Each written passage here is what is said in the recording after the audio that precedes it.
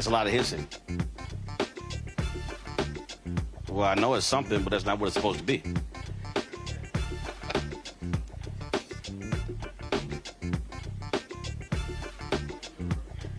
No, in the room. When I start, I'm gonna play a clip from the VP's appearance on The View, so you have the audio in the room.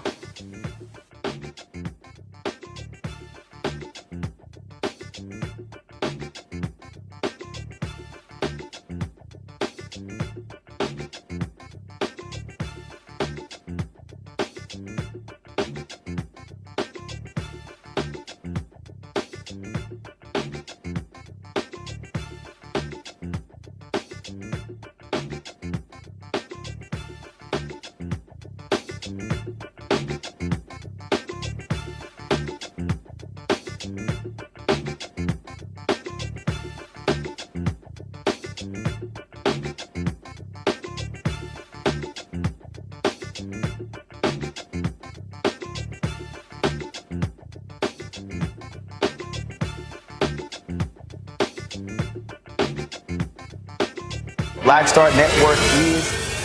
Oh, no punch! I'm real revolutionary right now. Thank you for being the voice of Black America. All momentum we have now, we have to keep this going. The video looks phenomenal. See, this difference between Black Star Network and black-owned media and something like CNN. You can't be black-owned media and be scared. It's time to be smart. Bring your eyeballs home. You dig?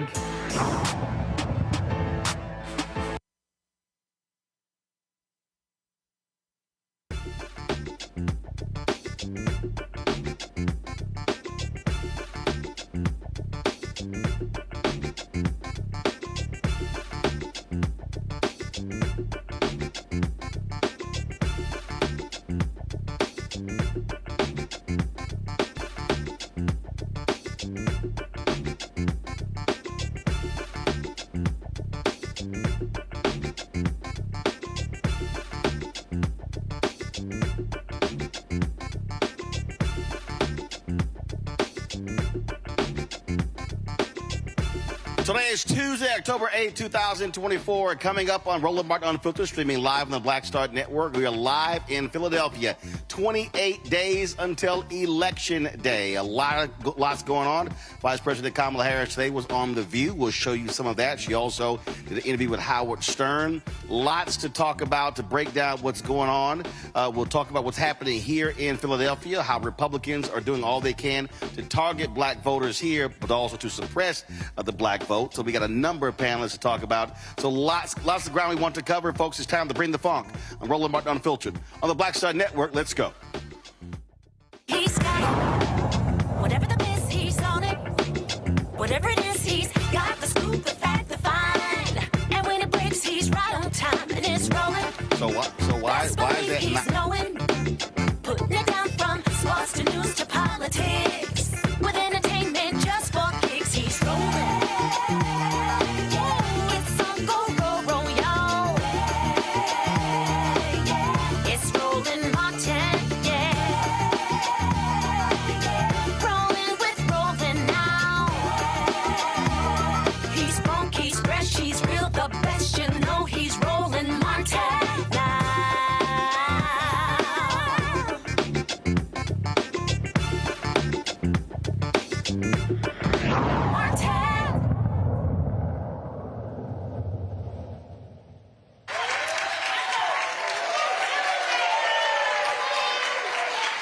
Hey, folks, we're live in Philadelphia. Glad to be here, Mount Carmel Baptist Church. How y'all doing?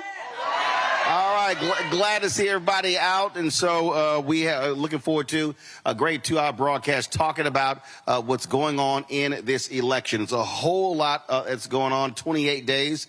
Of course, Vice President Kamala Harris, Minnesota Governor Tim Walz against that orange dude, and the crazy dude who don't like women with cats, Trump and Vance. Again, a lot going on. This is a crucial battleground state. We're here in Philadelphia. Pennsylvania's often been described as Philadelphia, Pittsburgh, and the rest is like Alabama. But the reality is this here, and we know this, whether we're talking about Michigan and Detroit, how Philadelphia goes, so goes this state. If black folks vote our numbers in this state, it will be a victorious election night for Vice President Kamala Harris. And so lots we want to talk about. She continues doing a variety of media interviews. Today, she made her first appearance on The View since becoming the Democratic nominee.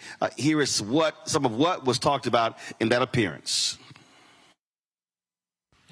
I took care of my mother when she was sick. She was diagnosed with cancer.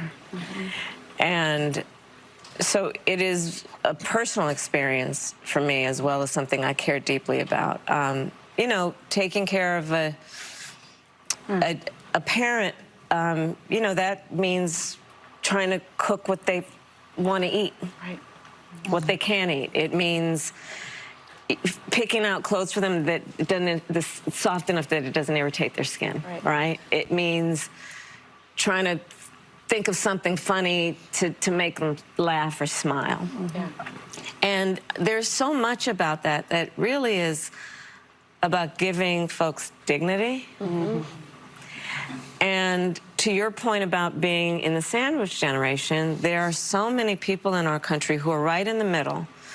They're taking care of their kids and they're taking care of their aging parents. And it's just almost impossible to do it all, especially if they work. We're finding that so many are then having to leave their job, which means losing a source of income. Not to mention the emotional stress. And so what I am proposing is that basically what we will do is allow Medicare to cover in-home health care.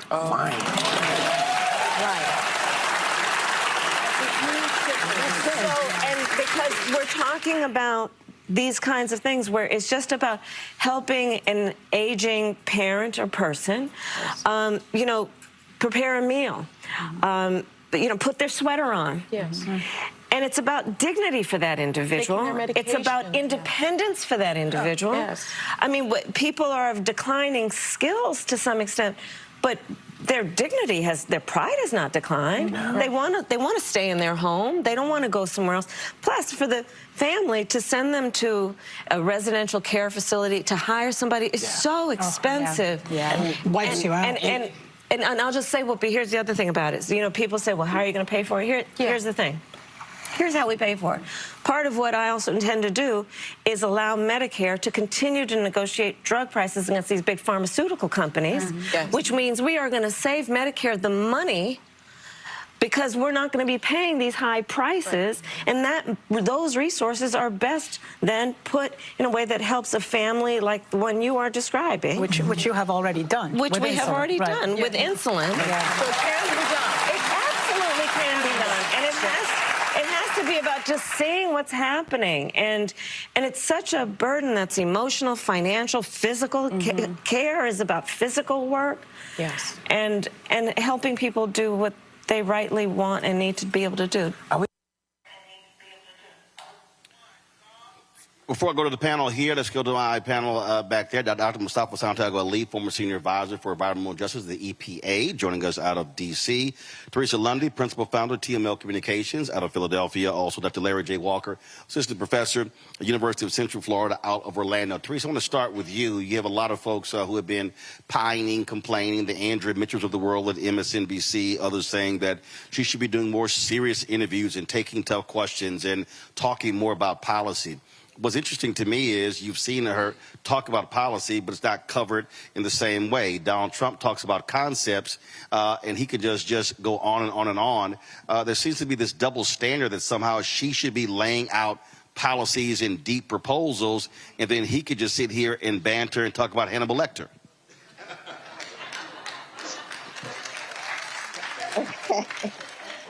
I love the live studio audience.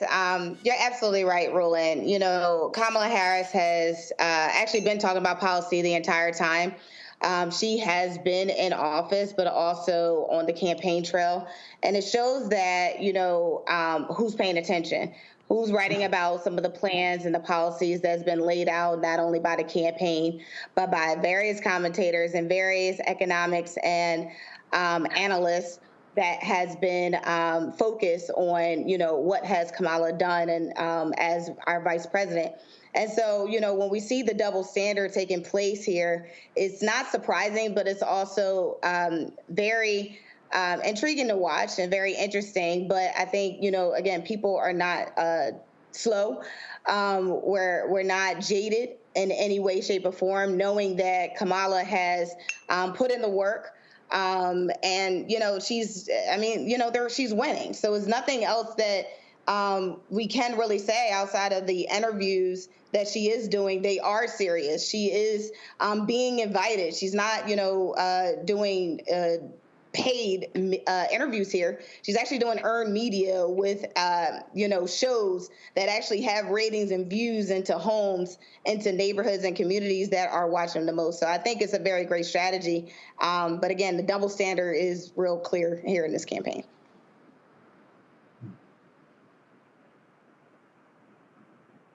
Howard Stern, some 10 million listeners. You look at The View. The reality is they get far more number of viewers and listeners than MSNBC, CNN, Fox News.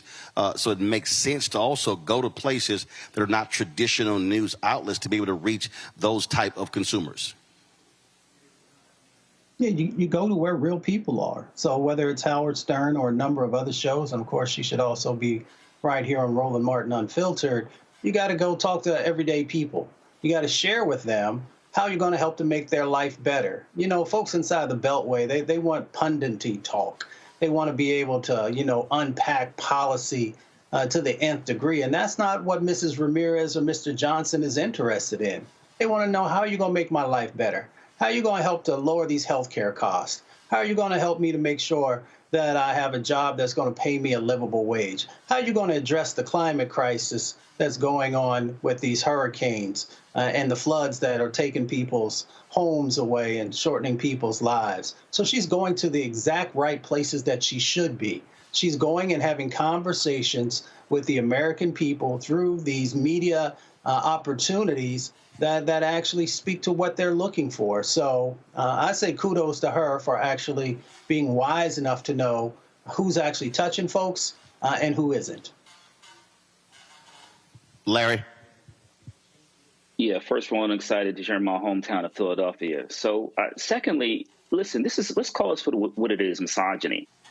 We know when I talk to black women in corporate America and various other industries, they talk about this consistent double standard, you know, throughout their lives. And so what we're seeing with VP Harris is the same thing. Other thing I want to know, Roland, is that the media hasn't learned anything from years ago, you know, a few years ago when Hillary Clinton was running for president. We still here seeing some of the double standards that you just described. And, you know, it's not fair to hold VP Harris to a certain standard. As my colleagues noted, she's come out with very comprehensive plans in terms of helping those first-time home buyers, issues relating to price gouging. And not only when we talk about that, talked about other issues the Biden-Harris administration has done to support veterans. We talk about the infrastructure bill. So she can really talk about some of the successes that the Biden-Harris administration have actually accomplished. And then as she, you know, hopefully transitions to president of the United States, some really clear policies that will impact middle class, and not only middle class, but also those individuals from underserved communities who we also need to talk about. But these policies, once again, when we talk about dealing with elderly parents, millions of Americans are dealing with this issue. So this is really an important policy. I'm glad she released it today. And I'm hoping, like I said, over the next several weeks that Americans understand what's at stake here. Let's talk to our panel as assembled here. To my far left, Pastor Marshall Mitchell, Salem Baptist Church, Jasmine Sessions. Y'all go ahead and clap. Jasmine Sessions, Pennsylvania Black Women for Harris statewide chair, and also Pastor Donald Moore here at Mount Carmel. Very wise of him to wear his Fayetteville State shirt as opposed to wearing any cap or gear. I got cap on my wrist. Oh, that's cute. Here we go. That's cute. Well, you think I wasn't going to say anything? I'm just saying. If this is what we're going to do, we can do it. I'm just saying. First, remember. If this is what we're going to do. Remember, look, you get paid to talk, I get paid to talk, but I'm still an alpha. And I promise you, I can talk way better than you. You can't. I promise you. You can't, because remember, without alpha, y'all just cap aside. Y'all need our name in your name. This guy. See, when they start saying this guy, that means I ain't got no response. Oh, to no, what I he have a response. I just can't utter it in the house of the Lord. Oh, see, alphas can do this in church, outside of church. No, you can't. Y'all just can't control yourself. Yeah, we can. Let's get at it. Y'all want none of this. Because I really don't do this with people. Well, anyway. See? I was going to say I don't do it with people who've not been doing it longer than me, but go ahead. It's all good, though. I mean, but listen, y'all are a youth group. But it's all right. You are a Cub Scout group at best.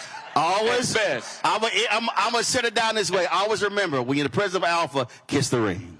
Listen, man. Let me start. Of a Kappa, I can tell you something. Well, I ain't going to finish that. You can't. Because you can't. Because you can't. Let's get this started. You can't escape it.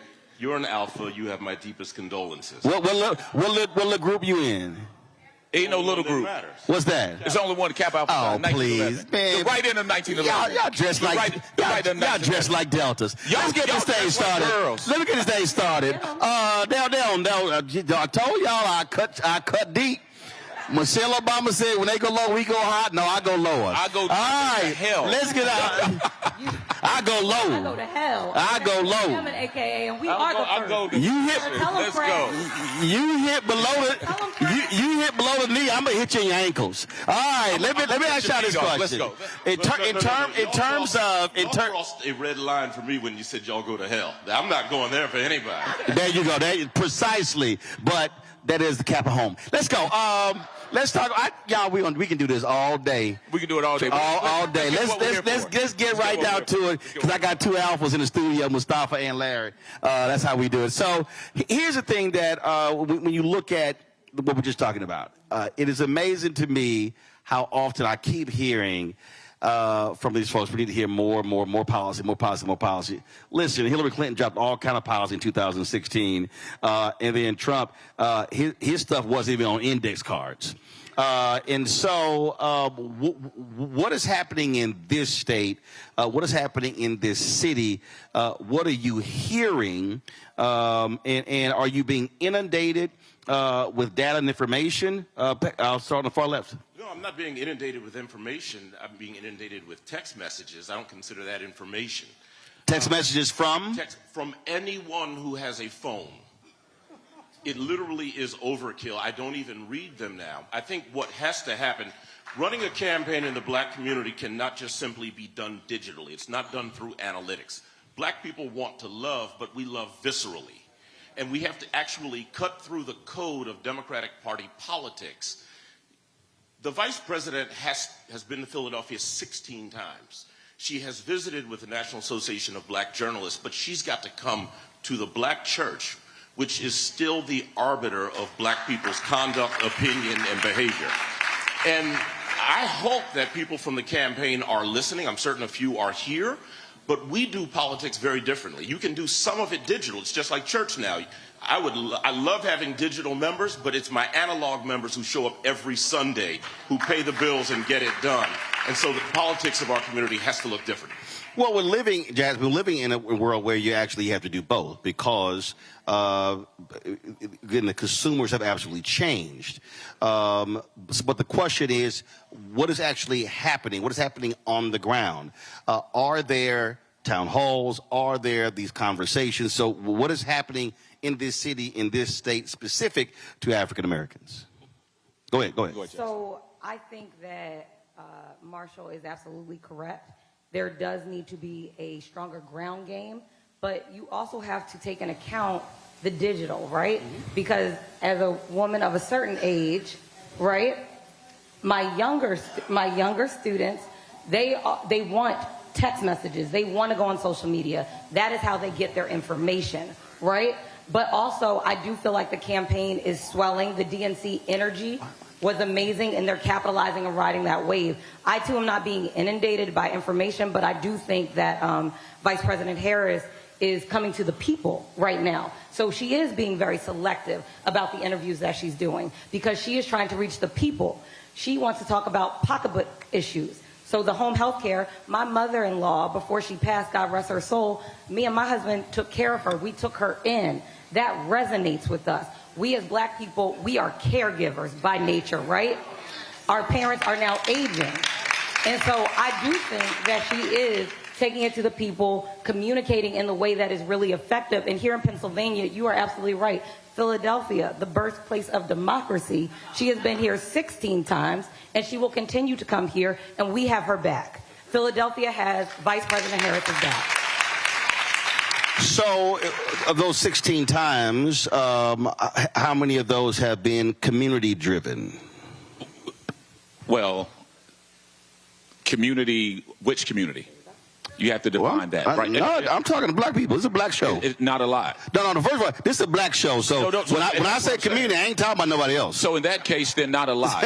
I don't think there's been enough intentionality to have points of contact with the black community. And to a certain degree, I think the campaign has taken for granted that the votes are there. But we have to be cognizant of the fact that in the last presidential election, 16% of black males in the city of Philadelphia voted Republican. And so if we pay attention to that, I think there has to be some intentionality to make points of contact with black voters, not black and brown, not with black voters, because as goes Philadelphia, so goes Pennsylvania. And we are the ones that move the needle. Well, one of the things that we've talked a lot on the show, and a lot of people have had this conversation about what's happening with black men, but many of them aren't even understanding historically what has happened. The reality is, if you look at men and women, men historically, whether you are white, black, Latino, are more conservative than progressive or liberal. If you look at the data, we had Christopher Toller with Black Voter Project on showing those numbers.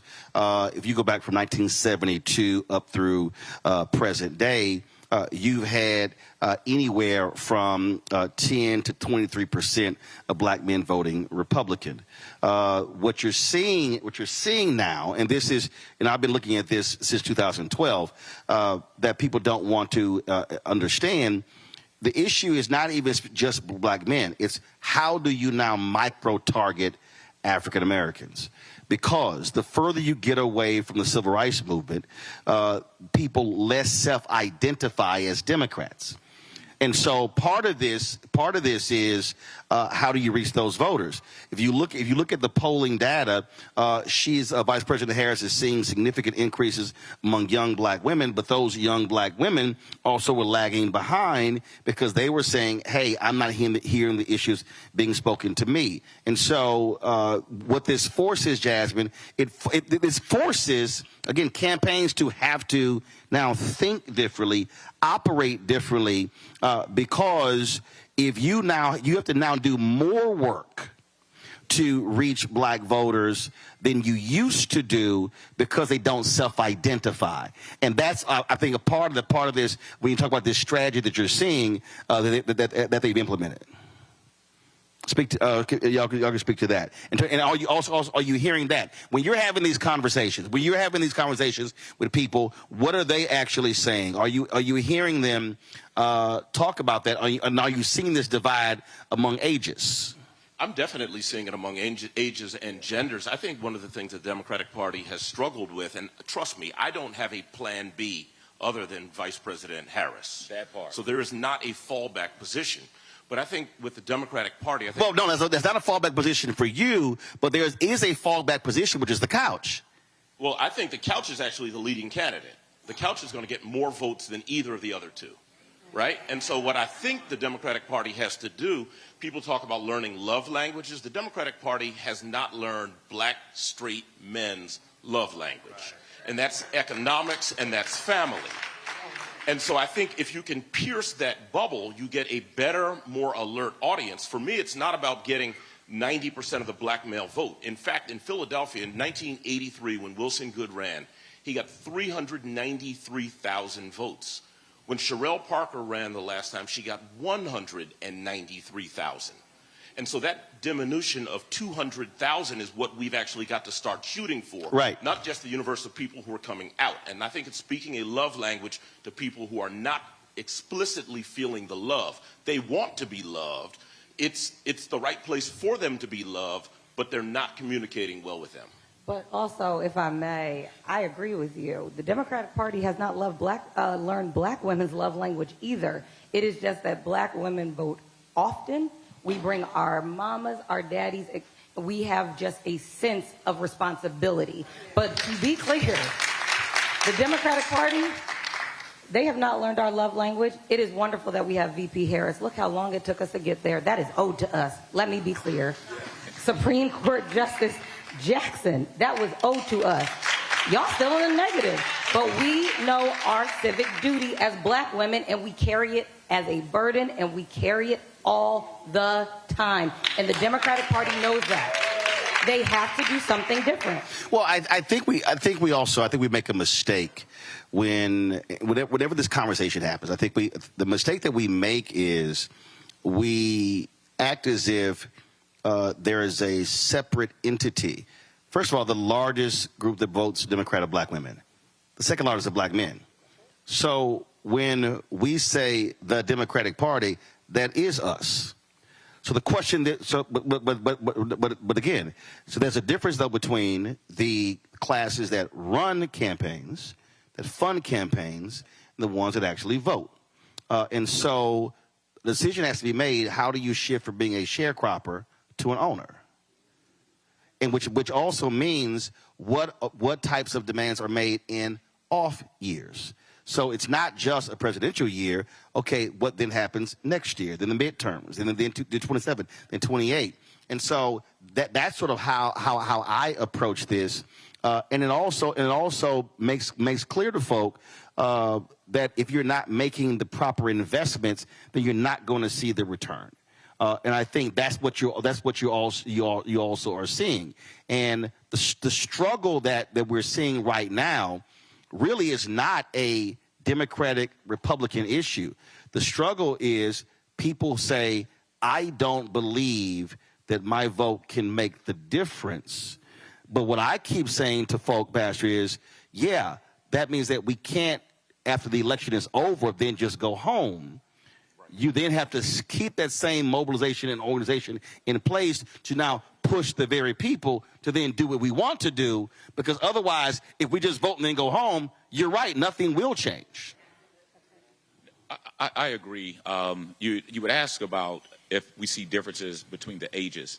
I'm looking at one of my members in particular, younger demographic, and he and I, we've gone back and forth because he shared the number of people that were voting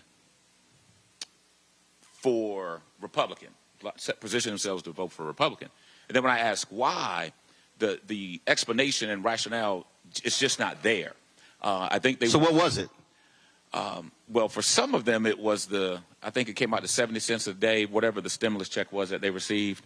That, like, for them, I mean, that resonated with them. They didn't understand the politics behind the timing of those checks or anything. But for a large number of younger black Philadelphians, I can only speak directly for that, it was that a stimulus check. And so I said, so basically, you're selling your vote for 70 cents a day. But wait, hold up. Okay, all right. So, no. But here's the deal, because my whole deal is you meet with folks where they are. But was it explained to those very same people that there were actually two stimulus checks? That was a stimulus check in 2020 under Trump. There was a larger one under Biden-Harris in 2021. In addition to that, you saw an increase in unemployment insurance under Biden-Harris. You saw the expansion of moratorium on evictions, and you saw an increase in child care support. And they also expanded the PPP loans targeting black businesses. So what you're talking about, part of this is also a failure on the part of political leaders to properly explain what they did. I agree 100%. So similar to what both Jasmine and Marshall were saying, as far as the communication, the languages, but in the midterm elections, those off years, the off elections where it's not a presidential election, what are they doing for voter engagement, voter points of contact? And they're just not consistent. So I think as a result, both on the elected officials, they've not done a great job of communicating what they've done between 2020 and now 2024, because something is being missed. Historically, you know, we had the mantra, well, you owe it to the ancestors. That doesn't work for this generation anymore. It just doesn't resonate with them. Whether it's you owe it for your grandmother, you owe it for those that died for you. This generation really could care less. And, I mean, they've said it to me that they could care less. It's not about what happened 30, 40, 50, 60 years ago for them. It's just not. Yeah, but also so should have been a focus group. We're going to go take a break. When we come back, Teresa, I wanted you to speak to that because although we are 28 days away, the reality right now is if any politician, you don't have a lot of time trying to explain to folk because, you know, listen, the runway is short. But that is still a significant thing that has to happen so folk who are deciding between voting and the couch can all understand this. So we're going to go to a break. Folks, we'll be right back on Roland Martin Unfiltered on the Black Star Network, live from Philadelphia, Mount Carmel Baptist Church. Back in a moment.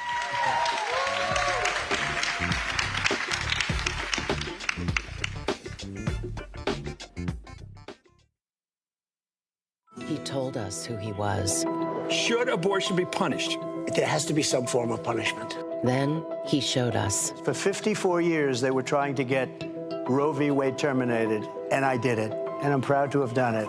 Now Donald Trump wants to go further with plans to restrict birth control, ban abortion nationwide, even monitor women's pregnancies. We know who Donald Trump is. He'll take control. We'll pay the price. I'm Kamala Harris, and I approve this message. In 2016, Donald Trump said he would choose only the best people to work in his White House. Now those people have a warning for America. Trump is not fit to be president again. Here's his vice president.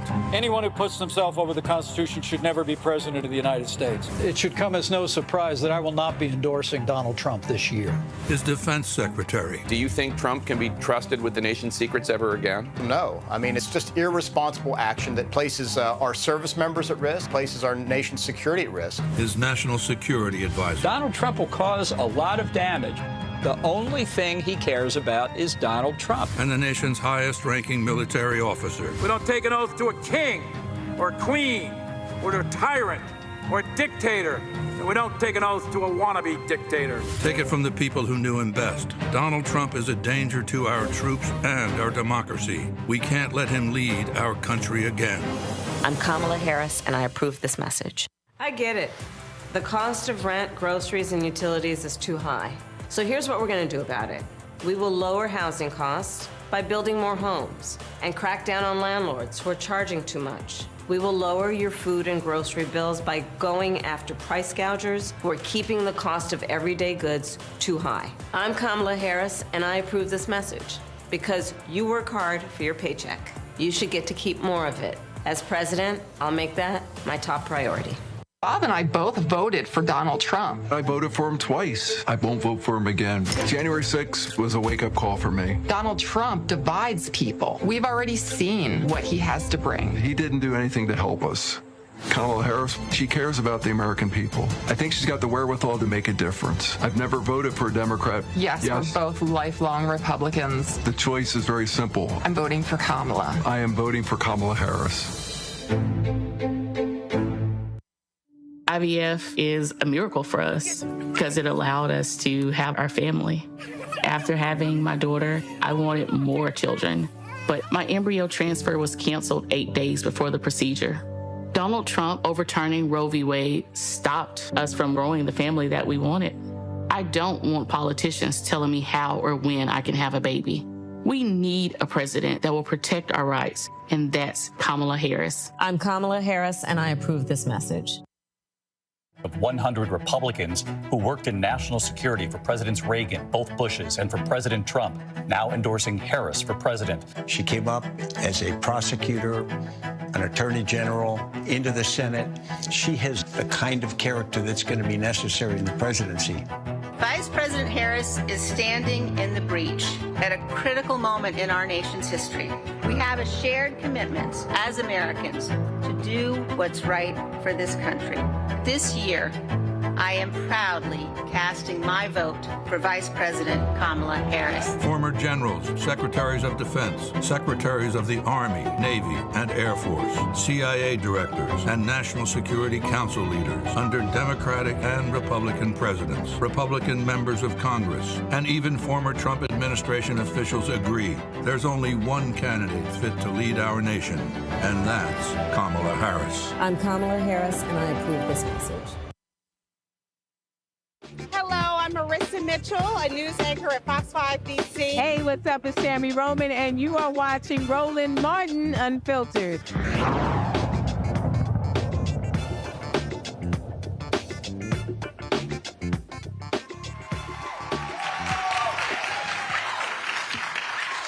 All right, folks, welcome back to Mount Carmel Baptist Church here in Philadelphia. Glad to be here. We'll continue our conversation. Teresa, I want to throw it to you because we've talked a lot on this show about messaging, lack thereof, things along those lines. But this is where I still believe we have to have community-driven conversations. And what I mean by that is if you wait for, first of all, the way campaigns operate, campaigns don't operate 365, 7 days a week. They only operate, hey, if a congressional campaign, they're going to start focusing on that a few months before the primary, and then, okay, you got the primary, and then you go to the general. This is where I still believe you've got to have community-driven conversations. We've got to have black organizations that stay, like all the organization we do around voting, those groups must stay together so when the election is over, we're going back to those same people, telling them this is the bills that are coming up in Congress. This is what's happening in the state capitol. This is what's happening with the county government and the school board and the city council. And now how do we keep folks mobilized and organized? Because what then happens is we're hoping a campaign is telling folk what has happened when this is ownership of ourselves, trying to tell ourselves, no, what has actually happened that actually benefit us. Your thoughts? You're absolutely right. You know, conversations are so important now more than ever. I think when we start talking about what the communication strategy is for especially presidential campaigns, digitals are great. TV is very expensive, but hitting those doors and having these community conversations, having Roland Martin in your church and your community helps the dialogue. And the reason why is because sometimes, you know, there's so many mixed messages. There's so much fake news. There's so much positive news that is happening during our cycles each and every day. Sometimes it gets overwhelming. But other times it's, you know, do I have a friend that can just tell us a few messages about the person that they want to vote for? Are we having those community kitchen table, soul food dinners after church, or, you know, during a community meeting and just talking about current events? So if we're not doing, I think, you know, look, we have 28 days left. And so with 28 days left, you know, I want to see less digital and more in-person rallies. I want to see dialogues. I want to see, you know, different groups collaborating. You know, I think I just joined probably 3 other text messaging groups of just, I'm in the business community, so I am now in the business for Harris in a whole nother state. So it's great, but these are the type of things that, you know, again, it's new, it's nuanced, but these are the messages that have to happen today. Larry, it means how do you communicate? Because I think what also happens is people who are regular consumers of news and information think that everybody else is just like them. That's not the case.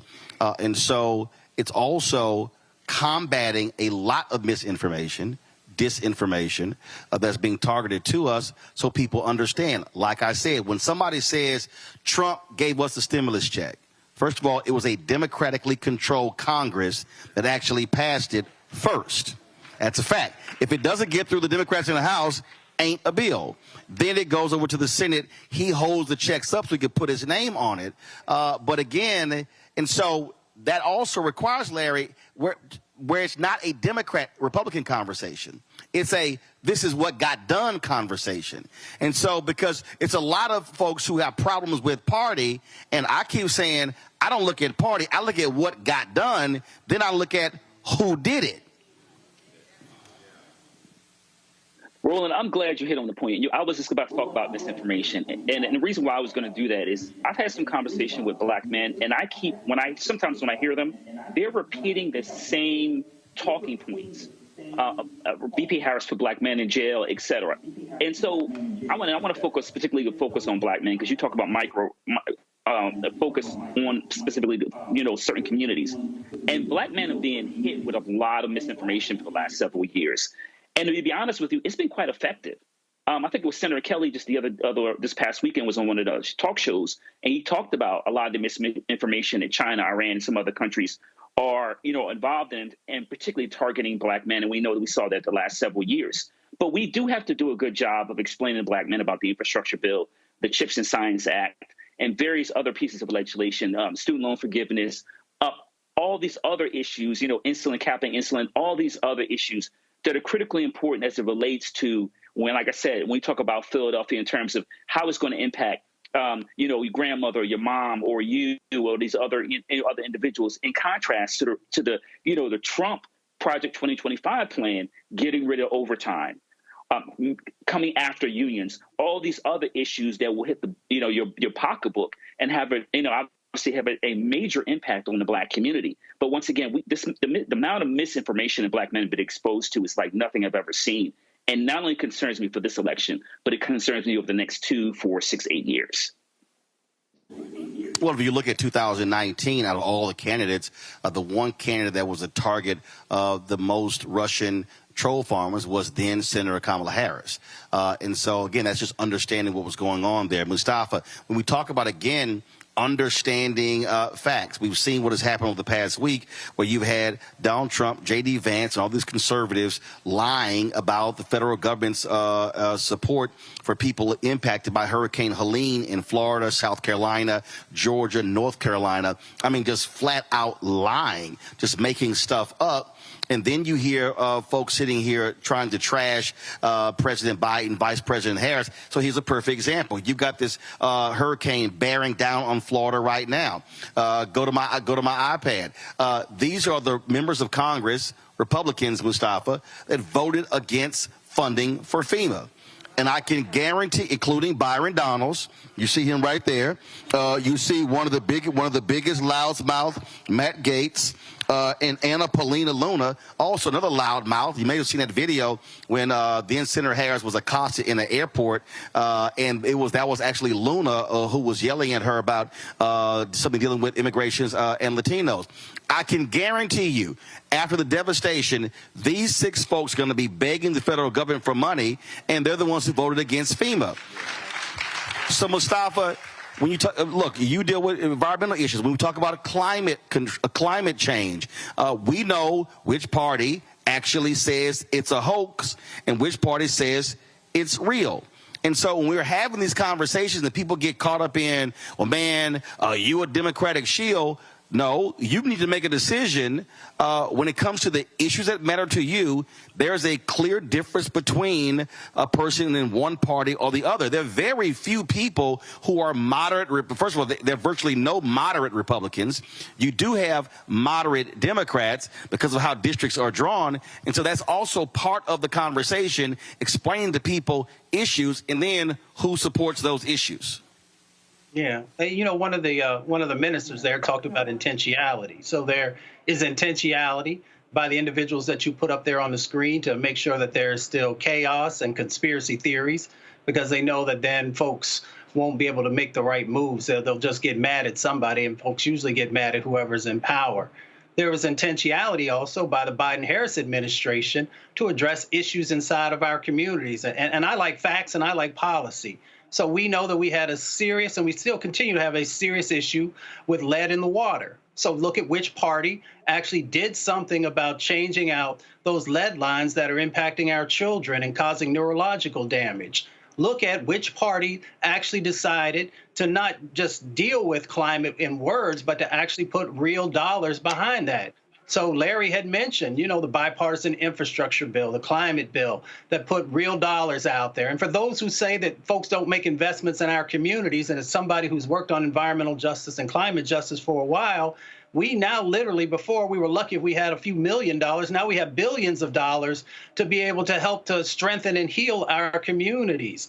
When we look at the business side of the equation, there have been significant investments that the Biden-Harris administration has made that the Trump administration did not make in relationship to the new sets of opportunities around a clean economy. So we know that brothers care about making sure that they can have a job that pays more than just a livable wage, if I can say it that way. And we know that there have been numerous opportunities that are now out there. But it's not just about having a job. It's about also being able to create your own business, because brothers want to be able to create generational wealth. They want to be able to take care of their family in this moment and make sure that they're leaving something for the future as well. And the Biden-Harris administration has actually put real dollars, contract opportunities, subcontract opportunities, and grant dollars that are out there to help people to be able to do that. So often we have these larger, overarching conversations instead of drilling down. Like my people who are on Westminster and 48th right there in Philly, you know, they want to know, can I create my own business or can I keep my business going? They want to know about home ownership also. Which party and which administration has actually created more home ownership in the Black community? And it was the Biden-Harris administration that had better numbers than the Trump administration did. And then, of course, Black unemployment is lower under the Biden-Harris administration than the Trump administration. So if we want to have a conversation about economics, all we got to do is look at the facts. That by no means means that we still don't have a lot of work to do, because we know we are still the ones that get hit first and worst from the climate crisis and environmental injustice, and we are the ones that are still struggling to get our numbers right in relationship to owning businesses and to be workers in spaces. But we got to give credit to the folks who have actually done intentionality and understanding the gaps that existed and actually did something, instead of the people who continue to create chaos and not do anything on the policy side or putting dollars in your pocket.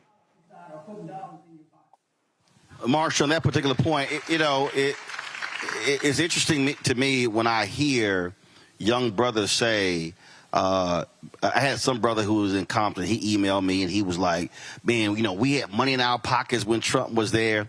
And I'm going, okay. I'm like, so let me ask you this question. Did he support a living wage? No. Is the federal minimum wage still $7.25? Yes. How long has it been there? Dang near 20 years. Which party is against $15 an hour? It's real clear who.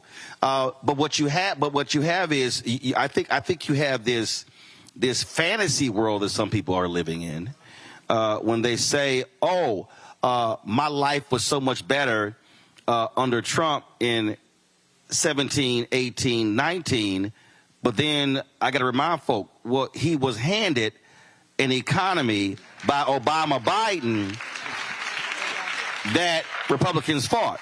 And so this is where I think we have to also be willing to challenge folk on these falsehoods and literally force them to, which what you were saying as well, force them to have to defend the position. Otherwise, the lie just keeps getting repeated.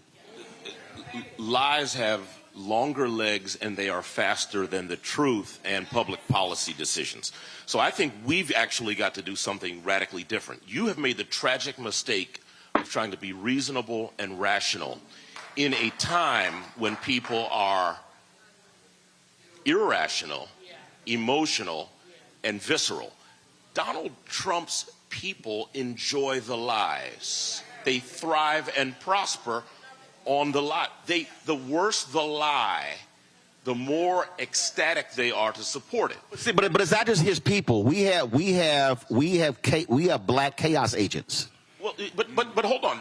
So I don't think the problem is misinformation. I think the problem is actually misinformers.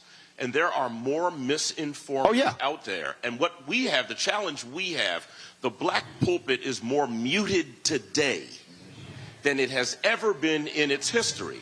And black elected officials are also, in many ways, doing the work is not posting on Instagram. That's fun. But actually beating the pavements and doing the stuff that actually works, right? We seem to be allergic to it. Well, that's why what I said earlier. I love what Uncle Charlie Wilson said. He knew school and old school. I think the problem with new school is a new school thought believes everything that old school no longer applies. Yeah. And so when I said we have to go back to having those community conversations, one of the biggest things is you got to have Schoolhouse Rock 2.0. You got to literally have Civics 101. There are people right now who literally have no clue the difference between a city council member, a school board member, and a House member and a Senate member. But in 28 days, we're not going to change Right. So we have to become visceral, emotional, and we have to actually manipulate what we know is the truth. So in the 28 days, so in the 28 days, how I operate is when someone tells me, Jasmine, man, I don't know, I go, give me 3 issues you care about. So I force them to give me 3. And then I say, this is where Trump stands on that. This is where Harris stands on that. All right, now what you going to do? Because, see, now they are confronted with, but see, what you have is, when you talk about the misinformers, what you have is you have people who are, Democrats ain't done nothing for us. It's been 50, 60 years. Our communities have not improved. Very broad statement, okay? And then if you try to drill down, they don't want to hear it. But by forcing them to have to put some skin in the game, no, what are your 3 issues? And I'm going to tell you what these folks have done, which means that the person asking the question got to also be well informed. Very much so. I guarantee you, if you ask the average citizen about those 3 issues, they might have 1. They might have 1. They are so misinformed, they don't even now know what's important to them. And how do you combat that, right? How do you create a strategy around so much misinformation? I mean, I got to tell you, the Republicans are ruthless at this point. The Democrats are still trying to be demure. Okay? They still want to be a lady and polite. It is time to get ruthless because our lives, our freedoms, they are all on the line. I'm willing to go there. You see how we were all bantering about our sororities and fraternities? I'm willing to go there for Kamala Harris right now because I got J&J's watching me. I plays no games. Well, when I talked about, like, I love this when I hear these brothers say, well, all the black men he let out of jail. Again, that's when I say, first of all, the First Step Act first got passed in the House. That was led by Hakeem Jeffries. That was a democratically controlled House. If it don't go through the House, it don't get passed. When it goes to the Senate, Democrats, Senator Harris, Senator Cory Booker, Senator Dick Durbin, and Republican Chuck Grassley said it ain't good enough. They forced it to be improved before it went to Trump. But here's the flip side that folk don't talk about, which, again, drives me crazy. And I keep hitting this. So if every brother who tells me that, I then tell them, okay, which Department of Justice, Trump, Pence, Biden, Harris, investigated more police departments? 12 under Biden, Harris, 1 under Trump, Pence. Which one said we're going to pull back on consent decrees? Trump, Pence. Which one has actually put more cops and jail wardens, the corrections officers, in prison for violating civil rights of people? Biden, Harris, not Trump, Pence. And because I had a brother, he was going off because he said, well, why didn't Kamala Harris, why did she call the governor of Missouri when Marcel Williams was executed? I said, well, first of all, it was Democrats in the state who were trying to stop the execution. It was a Republican Attorney General, Republican governor, Republican State Supreme Court, and Republican U.S. Supreme Court that all said move forward. I said, so I'm confused. How you got so much smoke for Kamala Harris and you just ignored all of the Republicans who said kill him? Then I hit him with this, that there were in 60 years, there were 3 federal executions. In 60 years, 3 federal executions. Trump killed 13 in 6 months.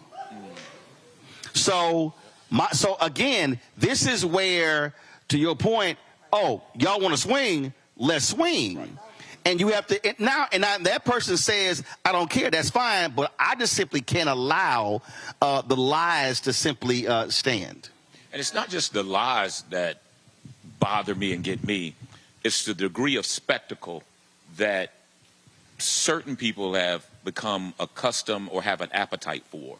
It's almost, over these next 28 days, the Democrats, not false spectacle, but they're going to have to do something to generate a shock, generate deep engagement, because in 28 days or 29 days, all these conversations won't matter.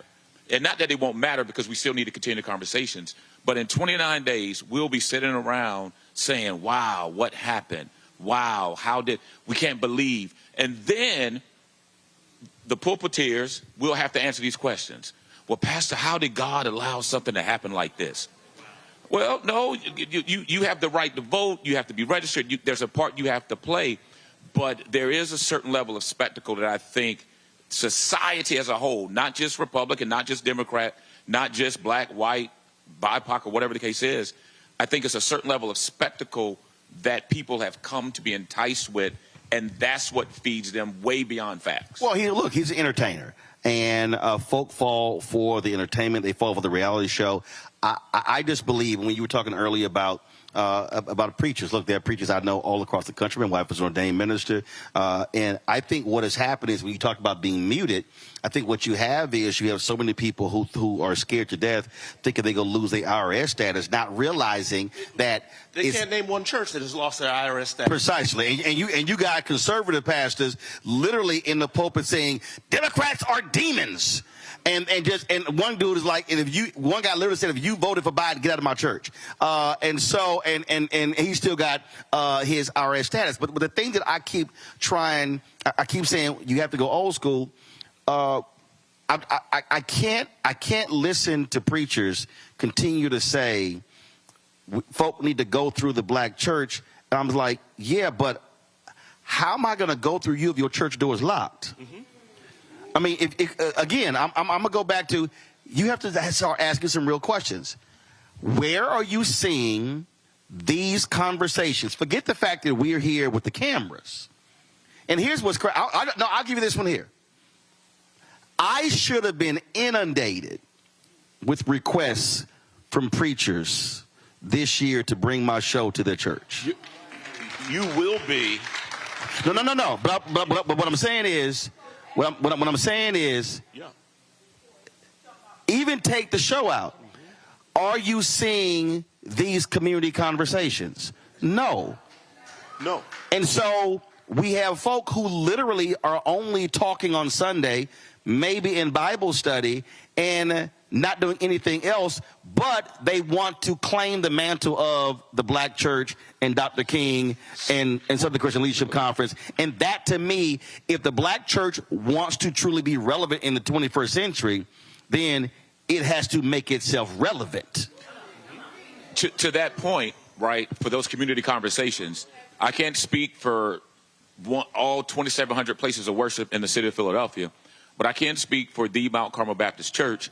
I can tell you that the case ministry. Come on, Case. Hey, can I say Mount Carmel Baptist Church? Okay, for the person at home, they don't know what case ministry. No, what is it? So it's our civic and community engagement ministry. Got it. And so the sole purpose for our case, civic and community engagement, is to do just that beyond Sunday morning. Because there are only 52 Sundays. There's 313 days left in the year. So what are we doing? So at Mount Carmel, since the third week in September, every Monday, we have volunteers that come, they do phone banking. We've reached out. The case ministry identified in the immediate area around the church, in the 19139, which happens to have a 20-year less life expectancy than all the other zip codes in the city of Philadelphia. There were 9,000 registered voters around the church demographically that had not participated in the last 3 elections. There you go. So we wrote personally handwritten postcards to them. We're going out to them. So it can't be Sunday morning. But see, again, I want to walk through that. First of all, you had to get the data. Right, and we got that from the commissioners. There you go. Correct. So the reason I say that is because I can't tell you how many people I've talked to around the country, when I tell them that data is public, they go, really? And I go, yes. I was in Cincinnati, and I was a brother. He's an alpha. He was talking about their voter. I said, bruh, y'all doing it wrong. He was like, we had football guys. I said, no, you're doing it wrong. He's like, what do you mean? I said, go pull the data of the 10, 15 most heavily concentrated black precincts, and then look at the data and see how many voted. And then focus your resources on that area, because elections are now margin elections. That Biden-Harris wins Georgia by just 12,000. Right. The 9,000 you talking about, it was 10,000 in Arizona.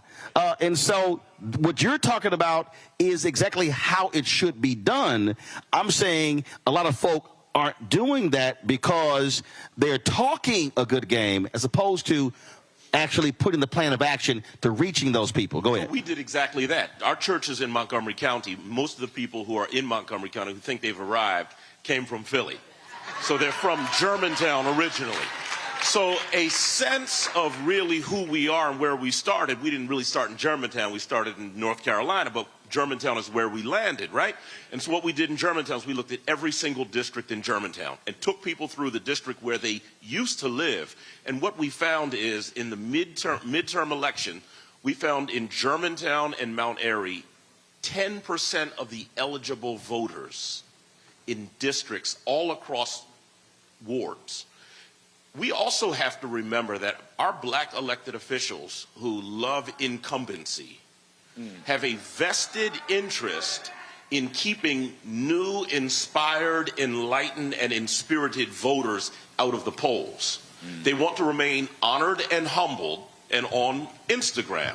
And we've got to break some of that appetite while we're fixing ourselves and understand where we are and where we can make a difference. And what happened in our congregation is 3 or 4 women in Germantown have now sent out 4,000 letters and postcards telling people who they are, trying to move the needle there. Right. So we got to remember where we've come from to make sure we get to where we're going. Which is why what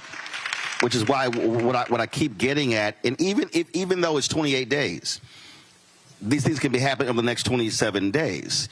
What I'm trying to get our folk to understand, Jasmine, stop waiting on a campaign or a party to do this, because the issues that we're talking about still impact us. That part.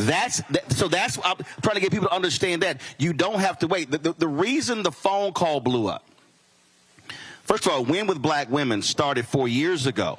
First of all, people don't say it started 4 years ago. Why did they start? The sole purpose of them starting was to get then Senator Harris the VP job. That's how it started. Then it was like, okay, she got it. Then it was like, now we got to get him elected. Then when the election was over, they were like, well, we're going to keep meeting.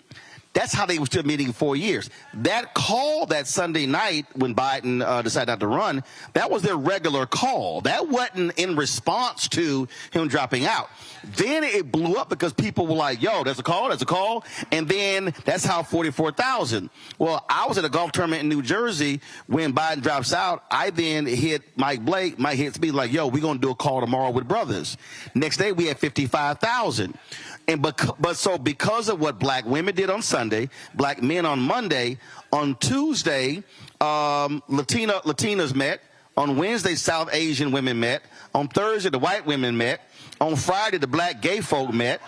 On Saturday, the Caribbean, I'm being serious, I'm telling you, the Caribbean folk met. Then the white men met. White dudes. Then all of a sudden, like y'all think I'm lying. A sister, understand. A sister hit me. She is a horror writer. Y'all think I'm lying. I'm telling y'all. Hold on. Let me plug it up. Y'all think I'm lying. No. She hit me up. Hey, Henry, do you see it? Do you see it, Henry? So on October 15th, it's called, pull it up, it's called Scare Up the Vote. Yeah. These are horror writers. So what happened was all of these groups, I'm telling y'all, she hit, all of these people realized, yo, we ain't got to ask nobody to do a call. We can just do a call.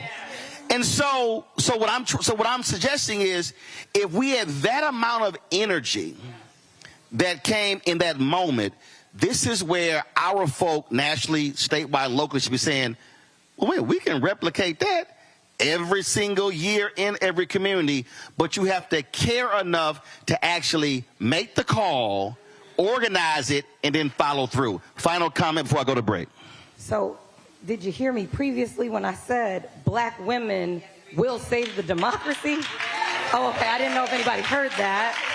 So, to be very clear, I am the chairwoman of Black Women for Kamala Harris. We have been organizing, correct? We had a statewide call, 2,000 women in a day. The next call, 3,000 women in a day. We are ready, we lead already, and then everyone else follows. Here's what we need, Roland. We need y'all to continue to follow our lead. End of story. Because we don't take our foot up off that gas. We understand that we have to do it for our families, our babies, our aunties, our friends. We don't take our foot up off the gas. So just follow our lead. So, Marshall, the thing that again, although it's 28 days, the point that I'm making is every single person, if you got social media, what memes are you sharing? What are you posting? You can go to Kamala Harris's Twitter feed, grab the graphic, put it on yours.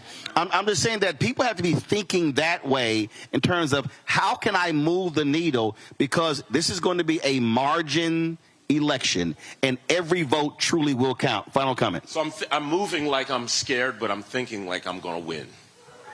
I really have to actually believe that.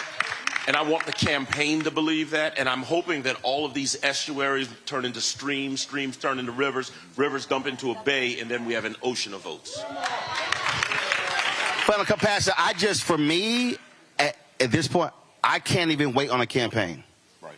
Because for me, I'm looking at the fact that if Trump wins, Clarence Thomas and Alito are going to retire, and that is going to guarantee a hard right Supreme Court for another 50 years. So my deal is, and I get it, but right now I ain't waiting on nobody.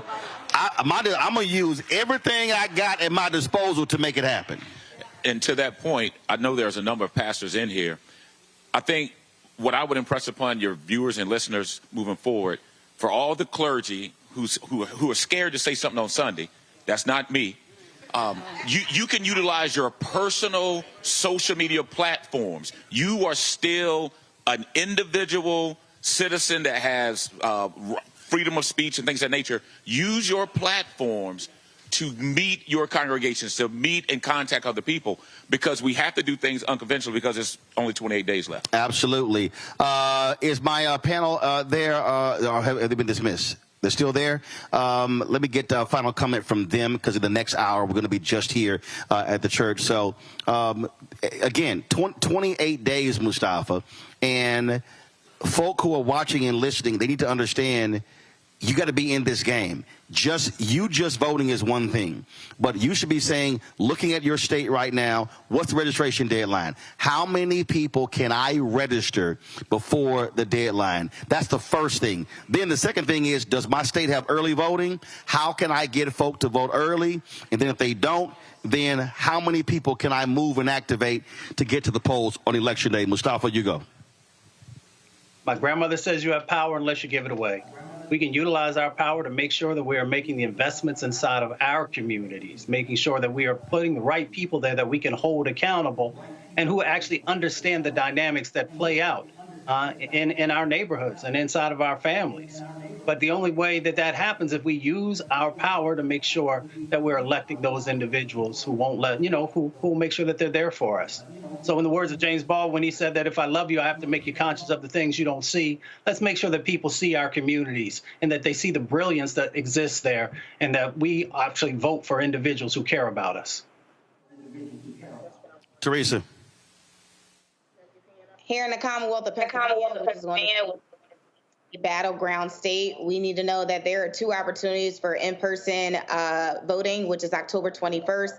And then, of course, you can request your mail-in ballot by October 29th. So October is going to be a very good month for us. Make sure you tell your friends, neighbor, local congressperson, local neighbor, anybody that you fall into, that it's time to vote and it's time to do it now. But Teresa, but you also, isn't there something weird here where you got to sign the outside and that there's you got to follow a procedure with that ballot, correct? Yes, you do. And you know what? I don't have it in front of me. I wish I could, but our Philadelphia City Commissioner's office, you can go to philadelphiavotes.com, and they will be willing to help with that process. It is hard, but it is not. Actually, when you get your mail-in ballot, it'll show you a step-by-step on how to do it. But if you need further questions or support, feel free to go to philadelphiavotes.com to help you out. After the break, we're going to have somebody here explain exactly what that is, because the last thing we need are votes actually being tossed out. Larry. Roland, I want to note that Philadelphia has a strong black radical tradition. We talk about Reverend Leon Sullivan, Reverend Gray, among others, whether you talk about inside or outside the church. It's critically important that black folks go out and vote. I know they will in my home city of Philadelphia. But once again, we do have to have a conversation about how the kind of information that black men are being, targeted as it relates to information. But we have to realize that our lives are on the line with this election. And then if we don't vote the way we need to, we could face some serious consequences over the next couple of years. Indeed. All right, Larry, Mustafa, and Teresa, I certainly appreciate it. Thanks a bunch. Folks, we're going to go to break. We come back. We're going to have another panel here at Mount Carmel Baptist Church in Philadelphia. Roland Martin Unfiltered, broadcasting live on the Black Star Network. Folks, I say this all the time. Support the work that we do. We don't have, these conservative billionaires. They're funding conservative media. We don't have any of that. And so our fan base has been tremendous. Some 31,000 people have donated to our show since we launched 6 years ago. Some of the folks in the audience, I've met some of you already. I certainly appreciate that. If y'all want to support the work that we do, I told y'all Cash App is still tripping with changing their rules, so we're still dealing with them on that. But support us, and yeah, a bunch of y'all are still old school.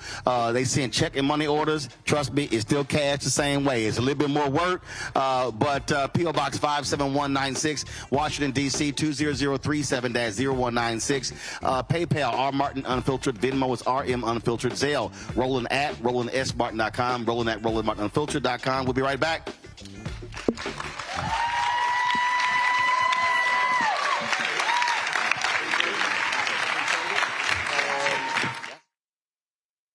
Never backed down from a challenge. She put cartel members and drug traffickers behind bars, and she will secure our border. Here's her plan: hire thousands more border agents, enforce the law and step up technology, and stop fentanyl smuggling and human trafficking. We need a leader with a real plan to fix the border, and that's Kamala Harris. I'm Kamala Harris, and I approve this message. The overturning of Roe almost killed me. I had a blood clot in my uterus that caused my labor to have to be induced because of the overturn of Roe v. Wade. I wasn't able to get life-saving treatment sooner. I almost died. And that's because of the decision that Donald Trump made. I was able to get Roe v. Wade terminated, and I'm proud to have done it. The doctors and nurses were afraid that if they treated me in the incorrect way, that they would be prosecuted for that. And that's appalling. Donald Trump says that women should be punished. Do you believe in punishment for abortion? There has to be some form of punishment. For the woman? Yeah. I believe that women should have reproductive freedom to make the choices about their own bodies. 4 more years of Donald Trump means that women's rights will continue to be taken away one by one by one by one. This has to stop because women are dying. I'm Kamala Harris, and I approve this message. Here's a 78-year-old billionaire who has not stopped whining about his problems. Oh, she had a big crowd. Oh, the crowd. This weird obsession with crowd sizes. It just goes on and on and on.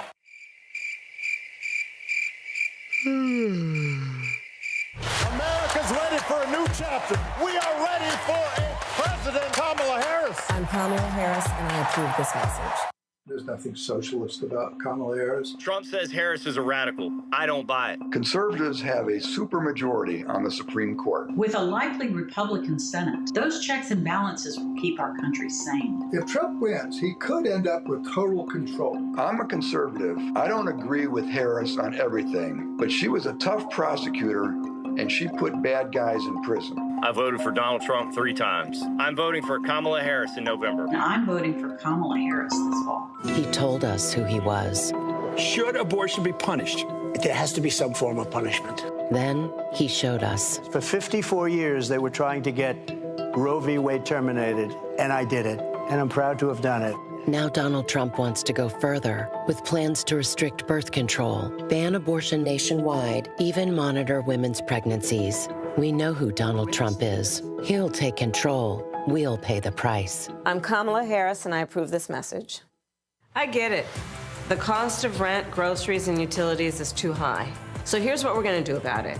We will lower housing costs by building more homes and crack down on landlords who are charging too much. We will lower your food and grocery bills by going after price gougers who are keeping the cost of everyday goods too high. I'm Kamala Harris, and I approve this message because you work hard for your paycheck. You should get to keep more of it. As president, I'll make that my top priority. When you talk about blackness and what happens in black culture, we're about covering these things that matter to us, speaking to our issues and concerns. This is a genuine people-powered movement. There's a lot of stuff that we're not getting. You get it, and you spread the word. We wish to plead our own cause. Too long have others spoken for us. We cannot tell our own story if we can't pay for it. This is about covering us. Invest in black-owned media. Your dollars matter. We don't have to keep asking them to cover our stuff. So please support us in what we do, folks. We want to hit 2,000 people, $50 this month, raise $100,000. We're behind 100,000, so we want to hit that. Y'all money makes this possible. Checks and money orders go to P.O. Box 57196, Washington, D.C. 20037-0196. The Cash App is $RM Unfiltered. PayPal is R Martin Unfiltered. Venmo is RM Unfiltered. Zelle is Roland at RolandSMartin.com. Hi, my name is Freddie Ricks. I'm from Houston, Texas. My name is Sharon Williams. I'm from Dallas, Texas. Right now, I'm rolling with Roland Martin, unfiltered, uncut, unplugged, and undamn believable. You hear me?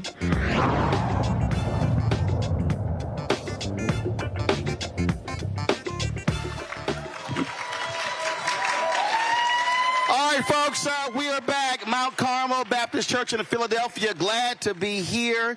We'll continue our conversation. We're talking about, of course, the critical election in about 7 minutes. We'll also be chatting with Massachusetts Congresswoman Ayanna Pressley, who'll be joining us on the show virtually as well. I also look forward to that conversation. On my far left, Napoleon Nelson. He's the Pennsylvania State Representative. Glad to have Napoleon here. We also have Mike the Poet. Which was Mike? Okay, we got Mike. All right, cool. We have let's see here, Ryan Boyer. Okay. Oh, sorry, I'm looking at who else we have. Morgan Wilson. Gotcha. Manny 215. Gotcha. Okay, actually, it was two the guy. I thought that was all at once. We got Manny as well. So glad to have 4 of y'all here. Y'all go ahead and clap. As I said, we'll be joined by the Congresswoman in a bit as well. You heard what we were just talking about here. So I just want to get a sense from each one of you. Again, what are you hearing on the ground? You're having these conversations. You're running people in grocery stores, neighborhoods, in your own families. What are you hearing? Are people engaged? Are they focused on this election? Or are you hearing, whether it's brothers or sisters, folks talking about sitting this out? Anybody wants to kick it off? Hold on, grab shit. There you go. Let me get the mic. First of all, thank you, Roland, for doing this. Really appreciate all the work you're doing. For sure. Clap it up for Roland. One of the things I wanted to talk about, Roland, was in the previous segment, was what's happened to the black man and why they're not engaged. And my question is, instead of talking about the how and what, we got to really understand the why. Dig deep, pull back the layers. One of the things I think about is why are these young men not engaged and why are they believing this thing, the hype over? And I call it the John Wayne mentality. Yep. John Wayne mentality is all about manhood, machismo, all that stuff. He's strong. The image, the perception. And I think that's one of the things that Democrats don't understand. You know what black men don't feel? they feel like Democrats are, I'm going to call it what it is, in church, like they're wussies. They don't have any real strength behind it. They're always counterpunching. When do you, in the street science of boxing, it's getting off the first punch first. We're always punching back. And so I don't think that the black community or black men are frustrated by that.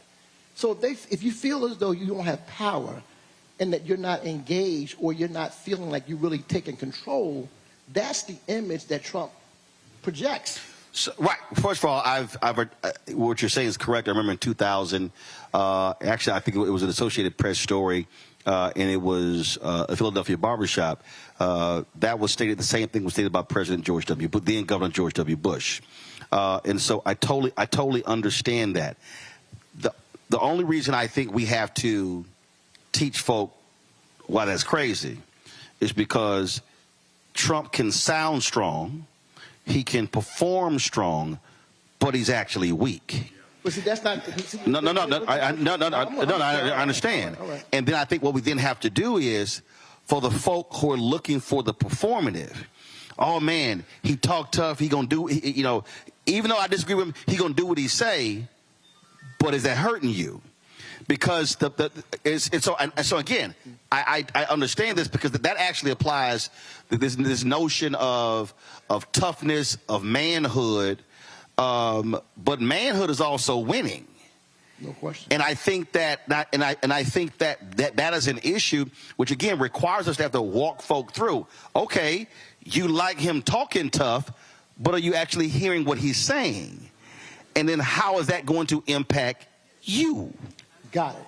And what Marshall Mitchell said, Reverend Marshall Mitchell said the last segment was, they're believing the lie. They are drunk on the lie. They're drunk on the perception. And this is what I think the message that Democrats don't understand. They have to change their messaging and their approach. You have to have a very aggressive approach to go about this. You can't take this passivity kind of approach. And that's what's wrong. Listen, if it's a lie, they don't care about it's a lie. It's what they see, and it's the image that he projects. He said it in 2020. Hey, listen, how's your life feeling? If they're not working for you, Democrats, all these years, hey, what did he say? He said, "What the?" He first said, "What the hell do you have to lose?" Exactly. And then repeat. That resonated, Roland. Right. Well, wrongly, rightly, it resonated. Right. It resonated, and they lost a whole lot. And so that right there, I think, is what we have to deal with because, listen, he is, Napoleon, he's an entertainer. That's what he does. And he doesn't care. That's correct. He doesn't care. Go ahead. So, and I think it's really important that you end on the he doesn't care.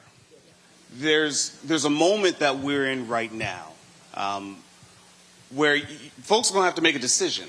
And that decision isn't going to be policy-based. It shouldn't be, did I get a check with his name on it? To some degree, that decision needs to be, at your core, who cares? Who cares for you? Right? And even with our churches, with our elected officials, you can walk around here, and if you see an elected official who is showing up and doing the work, if you see folks who are in the communities, if you see folks who, if you need help and you go to your state rep, your congressperson's office, in our communities, most likely it's a black person. The mayor, we've got a wonderful mayor in Philadelphia right now. First black woman. And we celebrate, as we should, we celebrate all of that. I'm chair of the Legislative Black Caucus in Pennsylvania. We've got 38 African American and Hispanic American and Asian American folks in Harrisburg who represent communities throughout this Commonwealth. 38 of us, including the first black female Speaker of the House. We've got African American men who are leading our appropriations committees in the House and the Senate. And that's not, the 38 doesn't include the alumni of the Legislative Black Caucus, the mayor of Philadelphia, the mayor of Pittsburgh, and Ed Gainey, the lieutenant governor in Austin Davis, Congress folks, Dwight Evans here in Philly, a Congresswoman, Summer Lee, the first black woman to be Congress out in Pittsburgh area. We've got this space where if we go through that and those folks walk through this building, we would celebrate them because we know that they are from our community. We know that they are us. when they leave and somebody talks about what are black elected officials doing, we're going to say nothing. And it's not true, right? There's a whole, I appreciate all the work that you're doing in trying to explain to folks what it is to be an African-American elected official in Harrisburg, an African-American elected official in Washington. I'm telling you it's hard. I'm telling you, for a candidate, it's really hard, because not only do you have to run around this country trying to raise dollars, and Kamala has done the thing, you know what I mean? Because we showed up, and we have never seen that before. There are some amazing elected officials running around right now who are trying to raise money. And the reason why Win with Black Women and all of these amazing efforts started is because when Kamala was running for president, when Coyer was running for president, these folks, they couldn't raise the money to be able to compete. So what they have to do now, what Kamala needs to be doing right now, if we're talking about it, what she needs to be doing right now is running to somewhat rural parts of Pennsylvania, certainly coming back to Philadelphia, certainly coming back to the church, but then she needs to understand to win, we have a job to do, and she has a job to do. So Manny, the thing for me is, again, what I like to focus on, I like to frankly remove party from the conversation. Yes. I like to remove even personalities. At the end of the day, what did you do? And when I hear brothers talk about, well, Trump's going to put money in my pockets, my response is, okay, but what's going to happen when you get sick? Which I then go back to, the Affordable Care Act completely changed health for black people in this country.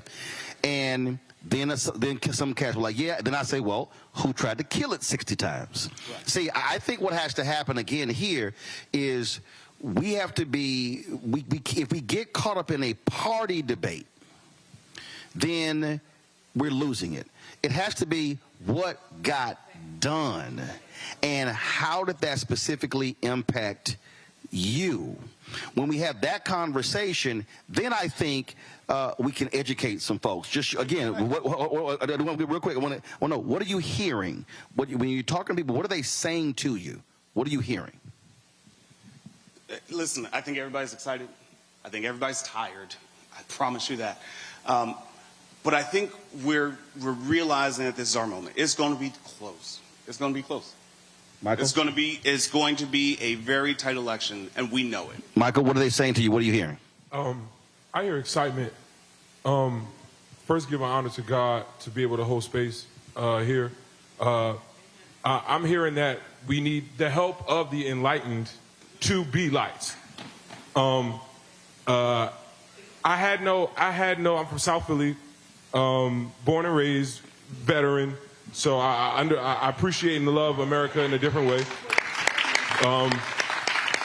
I was introduced to policy because I realized from Rep. Nelson and Jordan Harris and all of that, there were so many people that looked like me in the State House that I felt energized enough to donate my time, my energy, my money, my platform to a cause, because it is my responsibility to leave this city, this commonwealth, this country in a better place than I found it. And I've watched people, some people who have larger platforms than mine, they all put it on the party to do something. And then I watched Michelle Obama at the United Center tell me to do something. And what I have done is done something. And there are people that are unsure. And there are people in this room that I believe that know. And it is not, Kamala Harris has 7 battleground states to cover in 29 days after only being nominated 100 days. Unprecedented. Unprecedented. Now, it's on us as the enlightened to be a light. Right. Did you know that down the street at that Popeyes, you can take somebody every day from now until early voting closes and vote for them, vote with them, take them to the water. And I think that's... Hold on. So how far is the Popeyes? The Popeyes is on 56 and Lancaster Avenue. Right. There is an early voting. Shout out to Omar Sabir. Right. And tomorrow. Early voting right next to it or in the Popeyes? It's adjacent. So you can get you a three. Right. You can go vote and you go get you a 3-piece. In Jesus' name.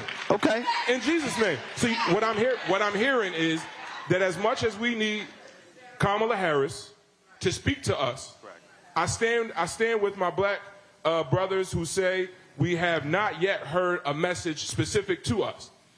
But ask not what you can do. Ask not what your country can do for you. What can I do for Ms. Harris? But here's the thing that I've heard folks say that, and the reason I disagree with that,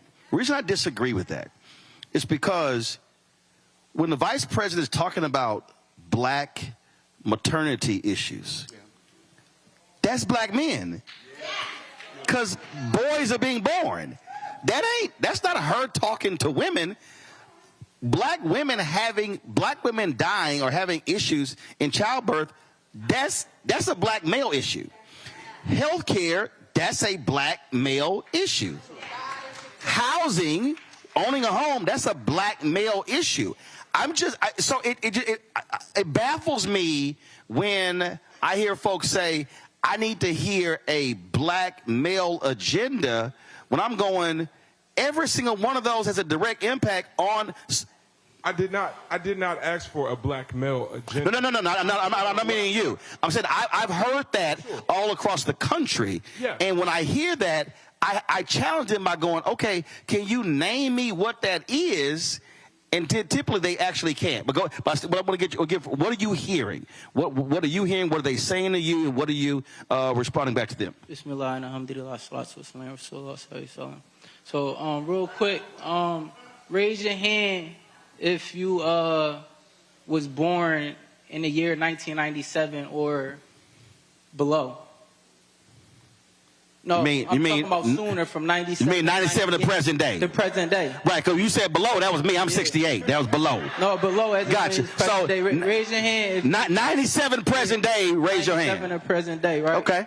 I'm the only one raising my hand. No, you're not. No, you're not. It's about 4 over there. Right there, sis. I see you. So that's it's about 3 or 4 over there. Go ahead. We got my man right here, right? No. Hold up. He asked the question. He got the answer. Now go ahead.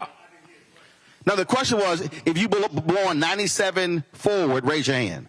And they raised it. You wasn't 97 or forward. It wasn't talking to you. If you premature gray 97 forward, go ahead, man.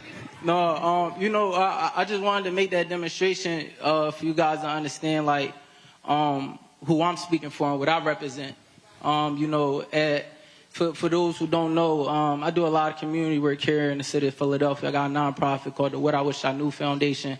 And also, like, I strategically advise the #1 gun violence organization in the country, Every Town for Gun Violence, as it relates to their strategy with Gen Z and connecting with Gen Z and millennials with gun violence in the black community. So when I speak on what it is that I'm going to say on this panel, I'm speaking for a specific group of people who don't get spoken on a lot, right?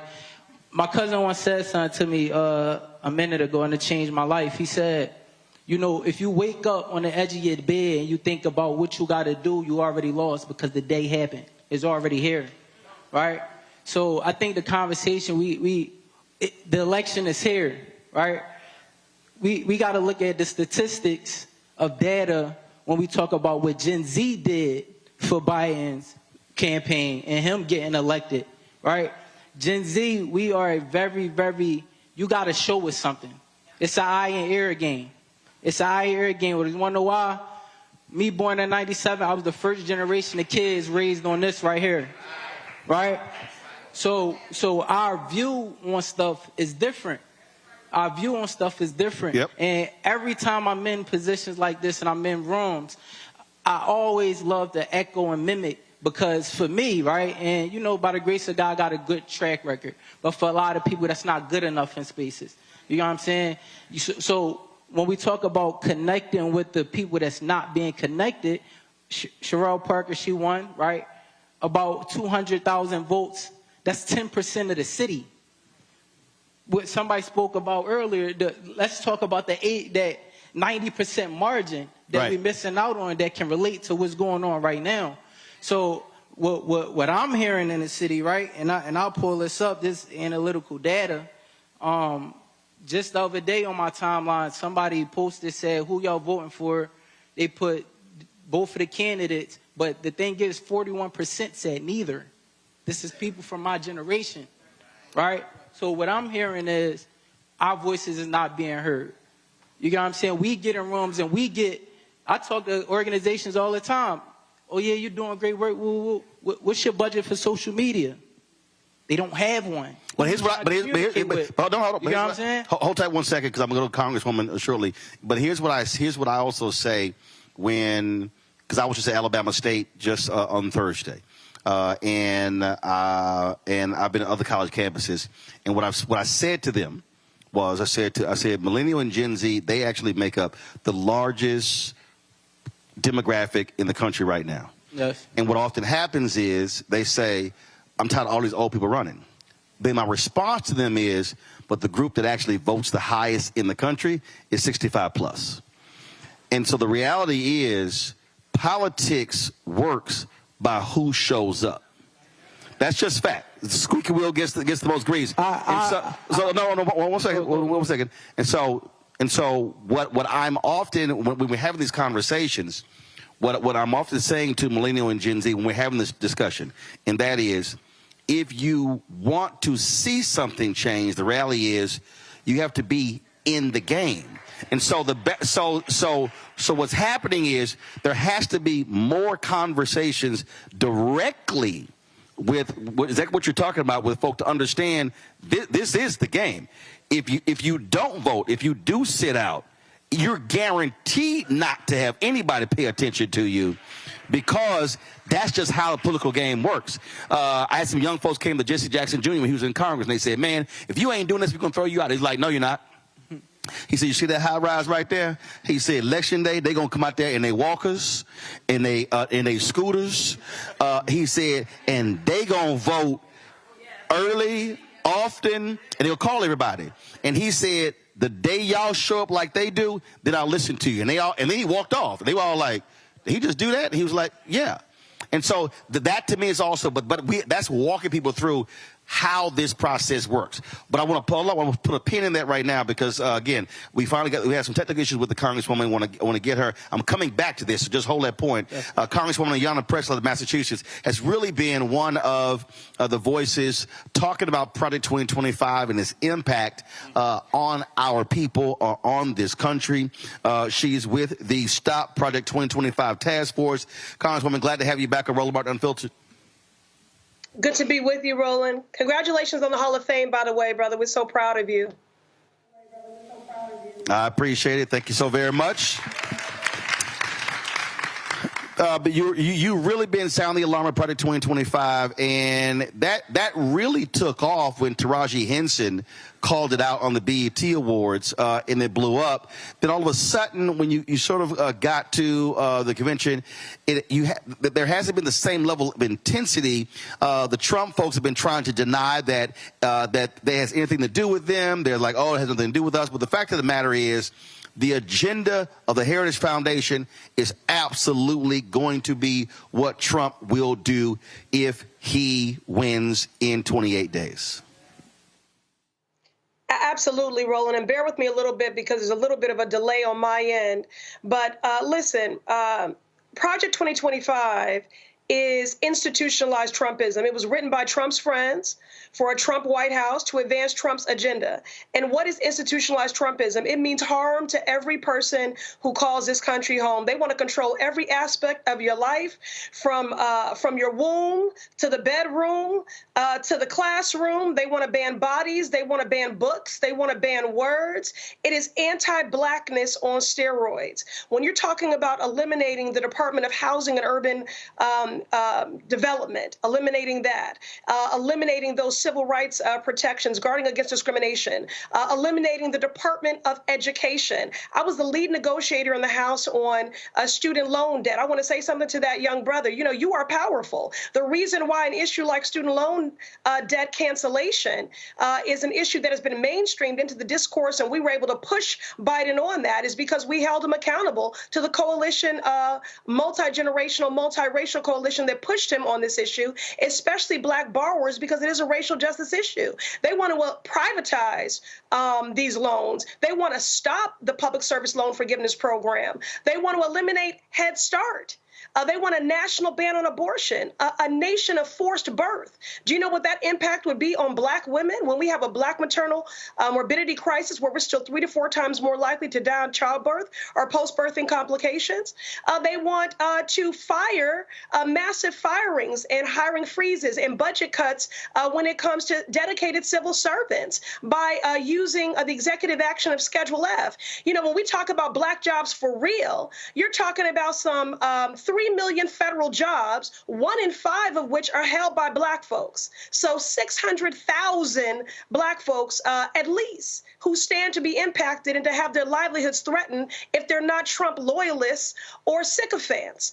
We're talking about the Department of Justice going on a murdering spree. I'm not being dramatic. The final days of Trump's presidency, he executed more people on death row in those weeks that had been executed for the last 6 decades. And we know that disproportionately we have wrongful convictions, and 1 in 25 of us are innocent that are on death row. And again, I'm thinking of the brother that we just lost in Missouri. So this is anti-blackness on steroids. Project 2025, it ain't a blueprint. It is a playbook. It is a playbook for harm, because what these extremists have taught us is that they do not make threats, they make promises.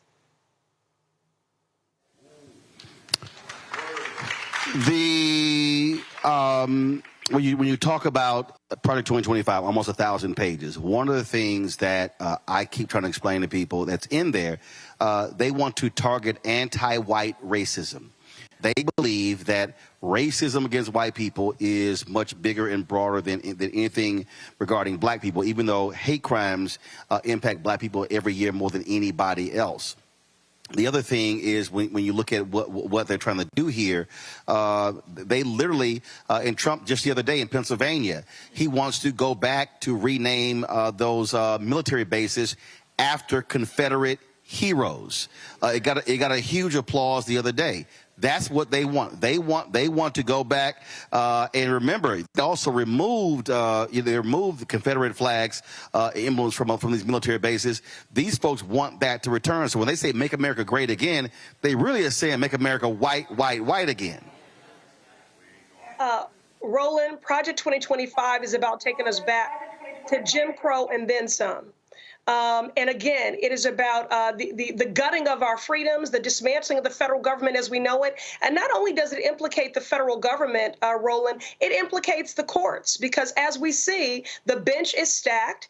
That Supreme Court has been weaponized, and they have been enlisted as co-conspirators in this extremist march, which includes a national ban on abortion. And look at the other rulings that they have made, dismantling 50 years of precedent, affirmative action in higher ed, denying minority business development agencies, saying it's constitutional overreach to say that we have inequitable access to capital. So, you know, this would just be a scary movie if it wasn't real life. But what is our response to Project 2025? We have to stand in the gap. We have to be the firewall, because this far right-wing 922-page manifesto does not become manifest if we stand in the gap.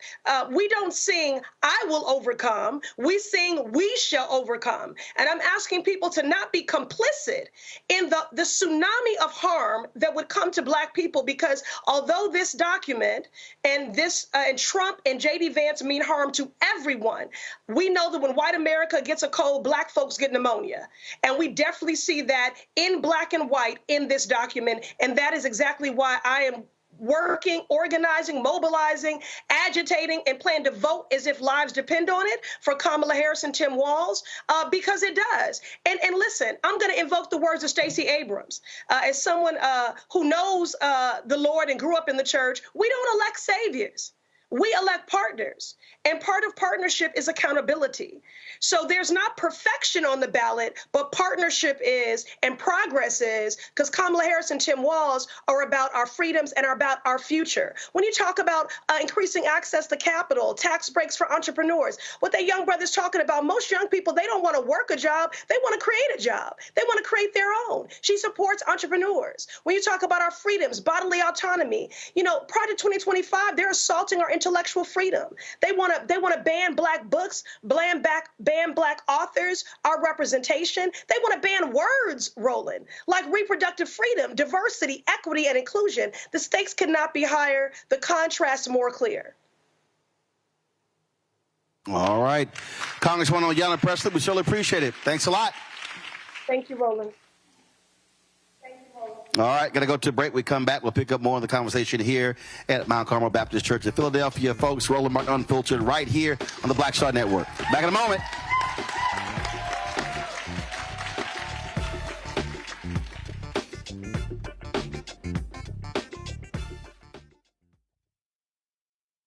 He told us who he was.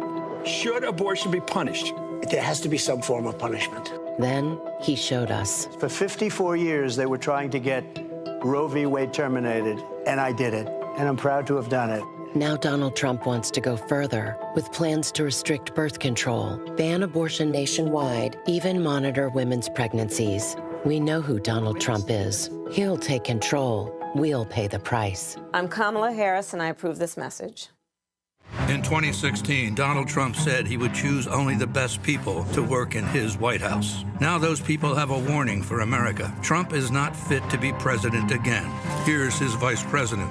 Anyone who puts themselves over the Constitution should never be president of the United States. It should come as no surprise that I will not be endorsing Donald Trump this year.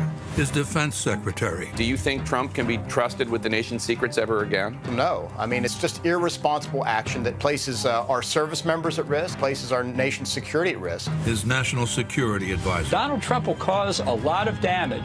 The only thing he cares about is Donald Trump. And the nation's highest-ranking military officer. We don't take an oath to a king or a queen or to a tyrant or a dictator. And we don't take an oath to a wannabe dictator. Take it from the people who knew him best. Donald Trump is a danger to our troops and our democracy. We can't let him lead our country again. I'm Kamala Harris, and I approve this message. I get it. The cost of rent, groceries, and utilities is too high. So here's what we're going to do about it.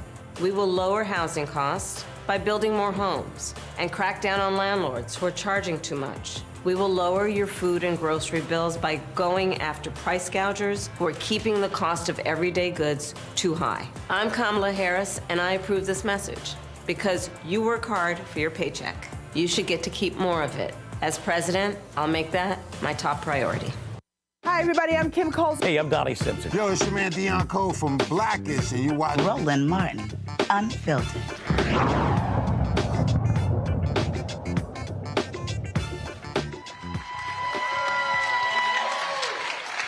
All right, folks, we are back, Mount Carmel Baptist Church in Philadelphia. Glad to be here. This is our last segment, so let's get right back into with our panel. I was talking about, again, you know, what have you been hearing? What have folks been saying? We have 28 days, and so what do you think needs to be happening? Community-based, individual-based, group-based, to drive our folks out, so we don't have these low numbers. Because when you look at all across the country, depending upon how black folks vote, the reality is if we actually voted 70% of our numbers, we sweep elections, city, statewide. So part of this issue is us. Not, look, I don't care what white folks doing. I don't care what Latinos are doing. But if you look at our numbers in certain states, we vote at 70% of our capacity. Literally, that's the margin of victory. So what is necessary for us to change that to get us to that particular point there? What do you think? Well, first of all, I want to just piggyback on something that Manning 215 said in the last segment. And one of the things I want everybody to understand, he said, we're not being heard. They're not hearing us. Martin Luther King said that rioting is the language of what? The unheard, the disenfranchised. I will add to this, not just rioting, it's also rebellion. These folks are rebelling, and one way you can show your rebellion is not show up. Disrupt the system, dismantle everything, blow it all up. And so for them, disruption or not showing up is a real thing to show their frustration that they're not being heard. We have to understand that, and you have to deliver it in a different way. Manning 215, he gave you the formula. Nobody's talking to us on the medium by which they are gaining information. So if you want to engage them, you got to go where they are. Social media is huge. You can't run away from it. So if you right, and I'm not saying throw the baby out. So if we're going, okay, but you got to both hands. Right. So I get frustration, but frustration still has to lead to results, and in a political game, in the political world, no one is going to deliver results if you don't show up. It's just that's. Go ahead. The issue of showing up, right, is because they don't even know. We don't even know. We don't even know. My organization, we did an event called Voices of the 215, right? And it was just about engaging people, letting them know what is the role of the city council person? What's the role with the mayor? You know what I'm saying? I asked the young boy in South Street, I said, yo, what council district do you live in? You know what district he gave me? The police district. Right? Right. No. Right. But when I say we don't even know, it's like, shout out to Meatball, right? She got locked up during a riot, right? Went super viral, she got locked up, boom. And my joint was this, it's like, yo, I get it. Judge should have been held accountable. The officer should have been held accountable. But we don't even know when we talk about Gen Z, and that relates to us as black people, we don't even know at the core of our progression and future, the youth, the core of our progression and future, right, that the judge that bangs the gavel is voting into their position. Right. So when we talk about the energy that should be there, it should be poured into educating our youth. So how? Okay, all right. So if the school, if we don't, because the reality is, I keep telling people, you're not going to have a school do that. Which goes back to, if it's not going to be school driven, it has to be community driven. Community based, yes. Go. No, you. I think Manny's point comes from a community and a home where voting wasn't top of mind, and the elders might have to take some accountability because, Manny, you're how old? 27. 27 years old. You've been able to vote 9 years. Yeah, twice. 2016 was like the first election. Well, no. Hold on. Twice in terms of president. Twice as far as like what we presidential. Presidential. Yeah, there you locally go. and all of that. There you go. A plethora. You know what there you go. Right. So I maybe not to single out Manny. It's systemic. I think it starts at home, and again, it goes back to the knowledgeable. Now, the plight of Philadelphians specifically is different. Every church that I grew up in South Philly is gone. And the people in my neighborhoods don't look like that anymore. And the community centers that I used to attend don't exist in the same ways anymore. There you go. And so when it comes down to voting, it's a microcosm of a larger issue that has separated this generation, Generation Z, from its elders in a way that disenfranchises them from everything from voting to education to community activism. Right. And they feel isolated. Yep. And if they feel isolated, It's on their elders. The praying grandmothers need to be the educating grandmothers. Because we can't pray our way to victory in this sense. Which is why Napoleon, which is how I started this conversation. I don't believe in complaining about a problem. I believe in saying, no, how do we drive a solution? Okay. The only way this changes is you have to create community-based, community-driven, I'll call them really what we saw during Jim Crow era, freedom schools, where it's literally every Saturday or every other Saturday or whenever somebody wants to do it in multiple places where they literally are teaching civics, where they're walking people through. Because, and so when I said earlier that when elections happen, we put massive amounts of energy into mobilizing and organizing. And what I'm saying, 28 days from now, is going to be an election. November 5th. Whatever happens on November 5th, we breathe on November 6th, and then on November 7th, we go, okay, time to get to work. What happens is, on November 5th, depending on what happens, all of that infrastructure just goes away. And I'm saying the text groups, the text chats, the fundraising, all of that stuff has to stay in place because that's how you build to what he's talking about, to go from 16% to 25% to 40%. Otherwise, we're going to be having the same conversation in 2028, in 2032, and then when the numbers drop in the midterm elections, when we say what happened, because that's just simply where we have to be. So we have to commit to doing that between now and the next cycle. Go ahead. And it's not just commit to doing that. Yes. We have to commit to speaking up amongst our peers. You all being here make you more politically engaged than most of your neighbors, most of your family members. State Rep, Roland, like you all being here have more political connections now than most folks in your area. So if you have that family text chat, that group chat, you are the politically connected and informed one. And I'll tell you this, right? So Roland says regularly, he's already said it several times, right? If you don't vote, you don't get a say. Like the solutions aren't coming for you. That's not true, because I will tell you that even if you did not vote, I promise you, in this area, I know your reps, I know your senators, I know them. Like we care. Mayor Parker was elected by 10% of the city. Even lower percentage African-American folks, but know that we care. The reason I started with you have to understand who cares about you. We care. Governing is hard.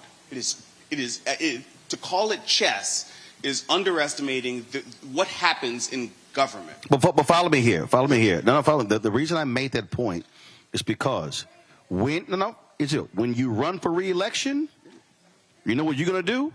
You're going to go back and look at who voted last time. Yes. And so I'm just trying to get our people to understand, because we saw this when Obama was elected.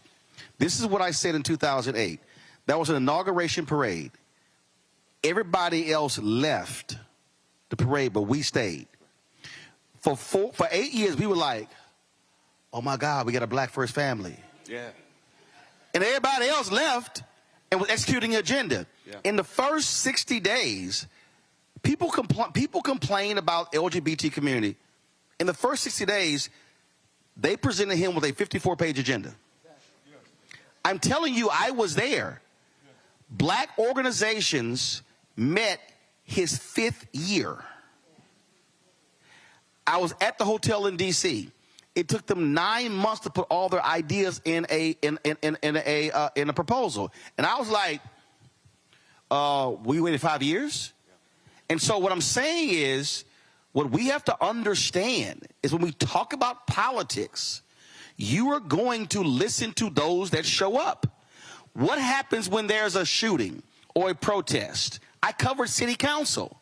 All of a sudden, 100 people show up. The council goes, oh my goodness, that's more people we normally get. What do they want? What are they protesting? How can they go away? Because 100 showed up. Then the next week, when the shooting dissipates or whatever, we disappear. And it's back to business. But what happens, and this is what I'm talking about, I need people to understand when I'm talking about organization. We were joking earlier at the outset, Alphas Kappas, okay? So let's take black infrastructure. Let's just take Divine Nine. You don't have to be, that's fraternities and sororities. Now you take Prince Hall Mason, Eastern Star, Links, all these different church groups. So let's just say the city council meets 10 times a year. They vacation, let's say Christmas or whatever. Yeah, this is very basic what I'm about to walk you through. If Alpha said all Alphas in Philadelphia are going to roll to the city council meeting in February, Kappa's going to go in March, Delta's going to go in April, Zeta's going to go in May, Omega's going to go in June. All I'm asking you to do is go to a council meeting one time a year. Now, what do you think the reaction of the city council is going to be if 200, 300, 400, 500 Alphas, Deltas, AKs, and Omegas are showing up every single month with an agenda? Now add the other black groups. Now, y'all, that's just saying pick 1 month. And then here's a county meeting, here's a school board meeting. So what I'm saying is we have black infrastructure that's not being used properly. And I agree with that. I'm sorry, real quick. Make your point, and then I'm going here. And go ahead. I don't disagree with that at all. Show up on the regular basis. Show up. But what I'm arguing, especially 28 days out, is tell folks, here's the game. And when we show up, I know we're going to listen. Legislative Black Caucus, in 2 weeks, we got NCNW, the Council of Negro Women, they're coming up to Harrisburg. We got the Omegas, they're coming up to Harrisburg. Like, we get folks coming up to Harrisburg on a regular basis. But those folks, when they come up, should not only meet with the Black Caucus, they should be meeting everywhere. Right. Everywhere. Right. Oh, I agree. Right. The reason I say it's chess is when we are fighting to have the votes. When we've got folks in Harrisburg who are doing the work, we're doing the work right now. Right now. I'm going back to Harrisburg tomorrow morning to try and get more funding for mass transit. Philadelphia sends more money to Harrisburg state coffers than any other, metropolitan. Okay, hold on. You just said, I'm going to get more money for mass transit. No, but what you also need is you need an army behind you, so it's not just you. Correct. And that's when I say. So wait. No, wait. So have you told the people how much you trying to get? How much you trying to get? Oh, everybody understand. We trying to get $270 million. Okay, all right. So this is basic politics. So you try and get $270 million. Okay. So all of the groups that I'm talking about, how are you communicating with all of those groups saying, this is the plan, this is the agenda, I need y'all to help me get the $270 million. Is that happening? No. No, that's my point. You can't get the 270 by yourself. Right. But if 1,000 folk are rolling through, so now what I'm saying, now this is where the two-way street comes in. Yeah. I need you communicating with all the groups of what the play is, so we then can say, all right, you trying to get 270, what you a state rep, what you trying to do, what you trying to do. So now when we roll up, we know we fighting for it. We're not having a general conversation. Yeah. So I appreciate that. So your homework is to communicate. No, I give homework. Your homework is to communicate with the Panhandle, with a group of clergy or whatever, and say, this is what I'm trying to get. I need y'all support to make it happen. Man 215, then I'm going to go to you. Hey, Roland, I appreciate your point so much because it's a perfect segue into what I've been holding my tongue on. Again, my organization is called the What I Wish I Knew Foundation. Boom. Right? What I wish I knew, right? And just real quick, right? The reason why it's named that is built on. I got two friends that separately told me at different times that, yo, I know your whole name because they always said your name on a loudspeaker and it was on the posters around the school because you always got the highest test scores, right? So it was rare if I got lower than advanced on a state test, right? But dig the move, right? Fast forward, life happened. I get locked up. I get a chance to sit down. I said, dang, I fell victim to this. What does it say for my folks who got below basic? Thus, started the What I Wish I Knew Foundation on the idea that in order to get a stampede turned around, you got to start from the front. Yeah. We got to lead by example, right? So again, when we talk about my first point of proactiveness towards the core of the progression of our people, which is Gen Z right now, right? And the Alpha generation right now, right? Mm-hmm. When we talk about them, right, we got to understand that we need proactive thinkers that's in these elected official positions. Yeah. Because when you are, one thing about our community, we hold elected officials here when their job is to serve us. Am I wrong? You're right. You're right. So why are they waiting for us to come to them when they should be going to us? Right? We need people that's going to say, yeah, y'all voted for me. Again, 10% voted for Sherelle Parker. Why are we not talking about how do I engage that 90? How do I go out and the 10 I got y'all 9 times out of 10 y'all gonna vote for me again? How do I go engage that 90 so that 200,000 turn to maybe 4 and for, or half a million? And for me, before I go to you, and for me, I don't focus on the 90. I say, let me get 5 of the 90. Then 10 of the 90, then 15, because what happens in these conversations, we like to go macro when I go micro. And I'm just going, again, people literally said this show was not going to work. I was like, good. And I literally said, we're just going to build. Folks, people were like, man, more people should be watching your show. I'm good. I'm a service. Who's watching? So we launch 157,000 YouTube subscribers. 6 years later, it's 1.42 million.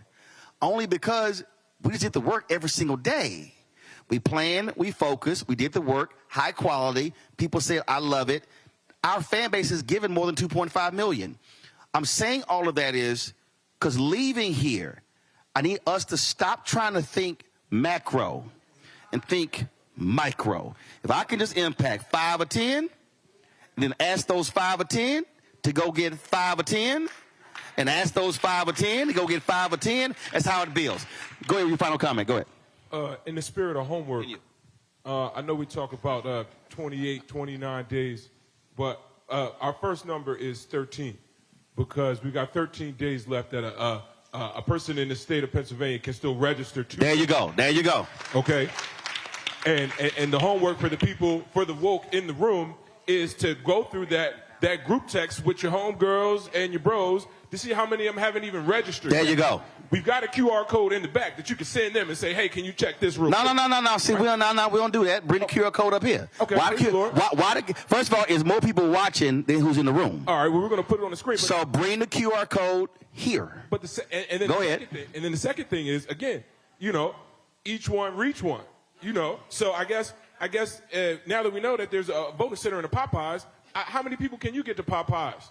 Even if you got to sweeten them up with a biscuit. Okay? Because as a political enthusiast, now hold up. There are laws. There are laws about buying votes. Yes. So do this here. Let them go vote. And y'all get a biscuit after. Yes. Okay, go ahead.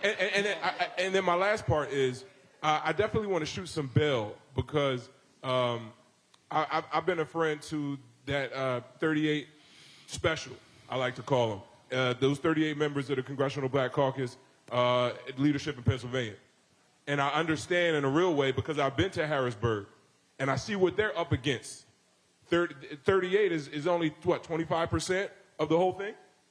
So their fight starts when we press that button to get them there. Right. And when you want knowledge, you go to the library and get the book off the shelf. The library don't come like the Uber Eats do. So the challenge is I believe in Napoleon. I believe in Austin Davis. I believe in Joanna McClinton, Jordan Harris, Senator Shreve Street, Anthony Hardy Williams. I mean, I can name most of the 38. But I know I need to work for them first because there are more of us than there are of them. And now my last bit of homework is everybody knows Amani and below her, Gen Z, Gen A. And it's different when Napoleon says, I need you. It's different when Kamala Harris says, I need you. But y'all need to tell them that you need them. Because they're going to be the ones to save your Medicare. If we can mobilize those 18 to 40-year-olds who feel disengaged, who feel disenfranchised, who feel unheard, and say, you know what? If you do this for me, I will bring you along. We don't have time to educate people on the importance of politics. Right. We need to, as the knowledgeable, we need to say, hey, I need you to do this for us. Yep. And then we go from there. Right here. Go ahead. All right, so listen, Manny, I want us not to forget what he said. He said, my generation not being heard, and he said they don't know. His program is, what's it called again? What I Wish I Knew Foundation. What I Wish I Knew Foundation. They don't know. So we have to do an education. It's a both and. You can't be one on the table and not the other. So for me, you got to really educate the future to help them understand legislative process. Listen, you had a presidential candidate. I don't remember what the election was. And the man could not say what the three branches of government is. He was running for, who was that, Roland? Oh, the first one, that was Jill Stein. She'd know how many members of the Congress were. She was like 600. No, it's not. But that's my point. If you got a person running for high elected office, what do you think these young folks don't understand? They don't understand civics. So you have to give it to them back to the old school. And for all you old folks, you know what I'm going to tell you. I'm old too. Got it. What was the saying? I'm only a bill sitting here on Capitol Hill, right? What was remember that? Remember that? Yeah, it's called Schoolhouse Rock. Exactly.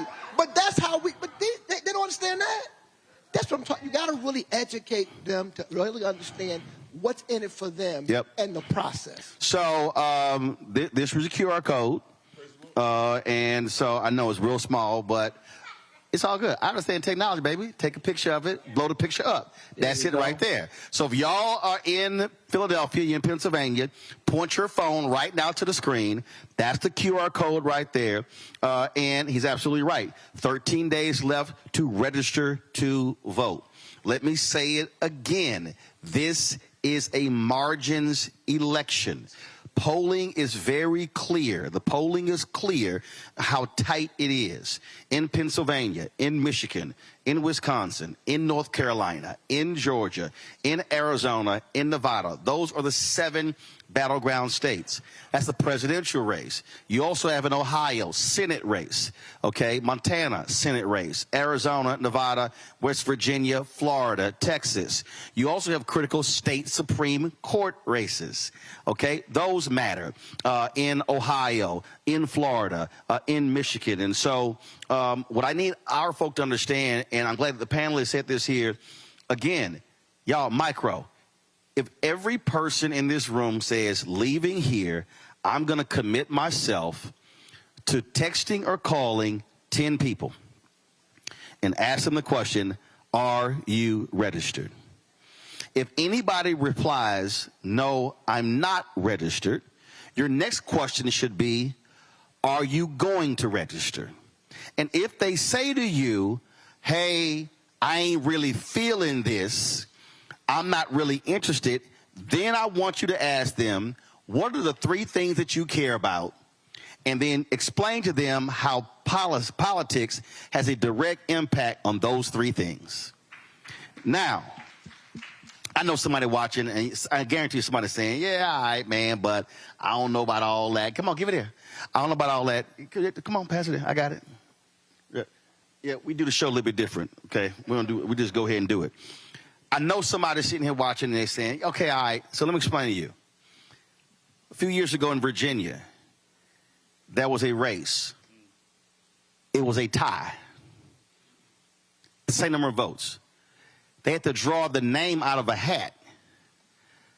whoever's name was drawn, it was a Democrat and Republican, whoever name was drawn determined which party controlled the state house. Y'all think I'm lying? This was only 5-6 years ago. Literally, it was a tie.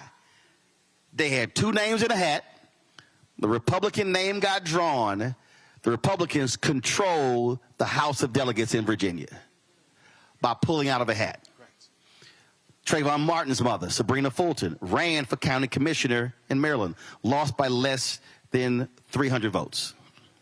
Sherry Beasley, sister, ran for Chief Justice of the North Carolina Supreme Court, lost by 401 votes. I posted something earlier. Trump won Michigan by 11,000 votes in 2016. 277,000 black people in Detroit did not vote. Beto O'Rourke, when he ran against Greg Abbott in Texas, 75% of all Texas voters under 30 did not vote.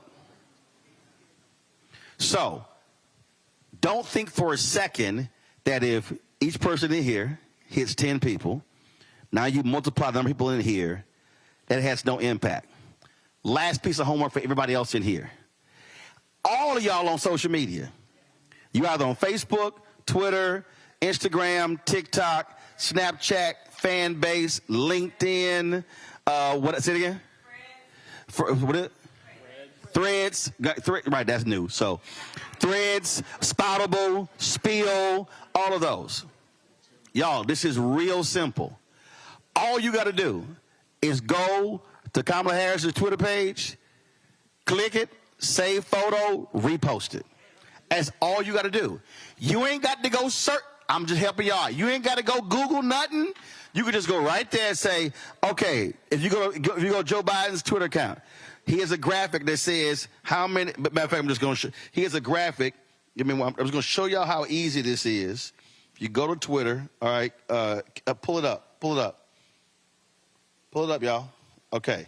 So if you just type in Kamala Harris, all right, you see Kamala Harris HQ, you do Kamala Harris right there. Then you click media. All you got to do is then scroll down.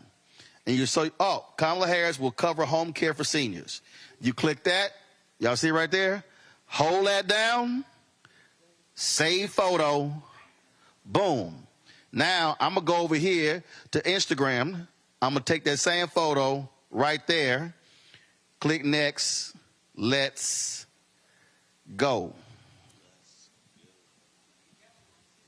Click OK. Click share. Boom. Guess what? Kamala Harris is right there. Y'all see that? No, that's look, Instagram. I don't care.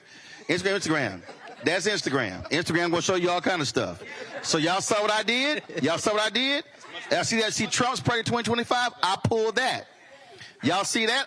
This is a graphic. I'm gonna go here. I'm gonna pull all kind of stuff. Okay, you see this here? You see what Instagram just pulled up? Roland Martin, request a ballot for Virginia today. Okay, so y'all, you can grab anything off of social media. That's how simple it was. And so all you got to do is just simply utilize the technology. You do that, now all your followers are seeing the information. Your followers are seeing the registration deadlines. That's how simple this stuff is. And so we just have to understand that it's not hard, but you have to now amplify the messaging, and you can't wait on the representative, you can't wait on the preacher, you can't wait on an influencer, can't wait on the podcast. Every person in here can change the game. Every person. Let me thank all of y'all. We certainly appreciate it. Thanks a lot.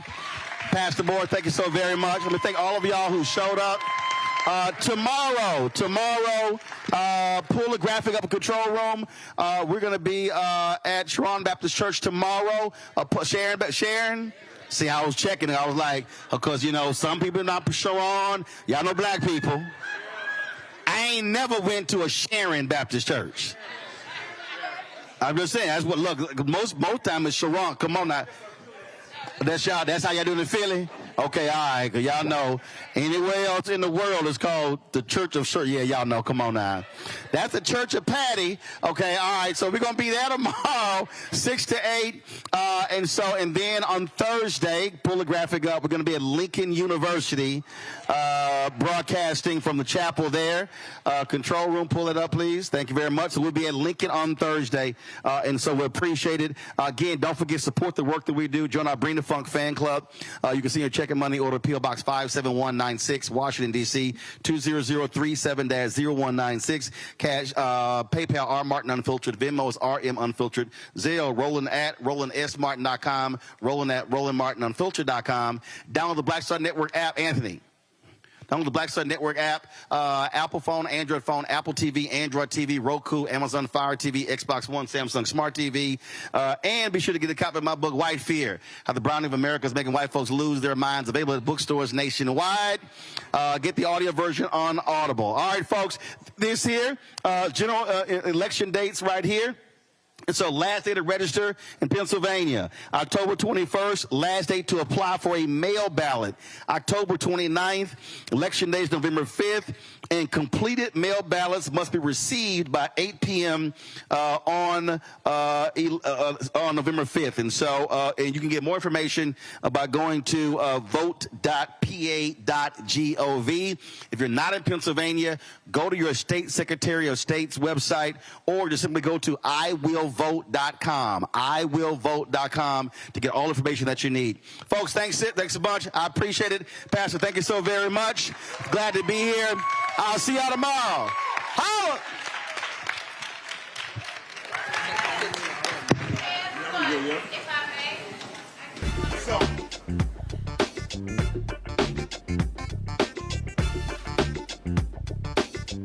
Black Star Network is here. Oh, no punch! I'm real revolutionary right now.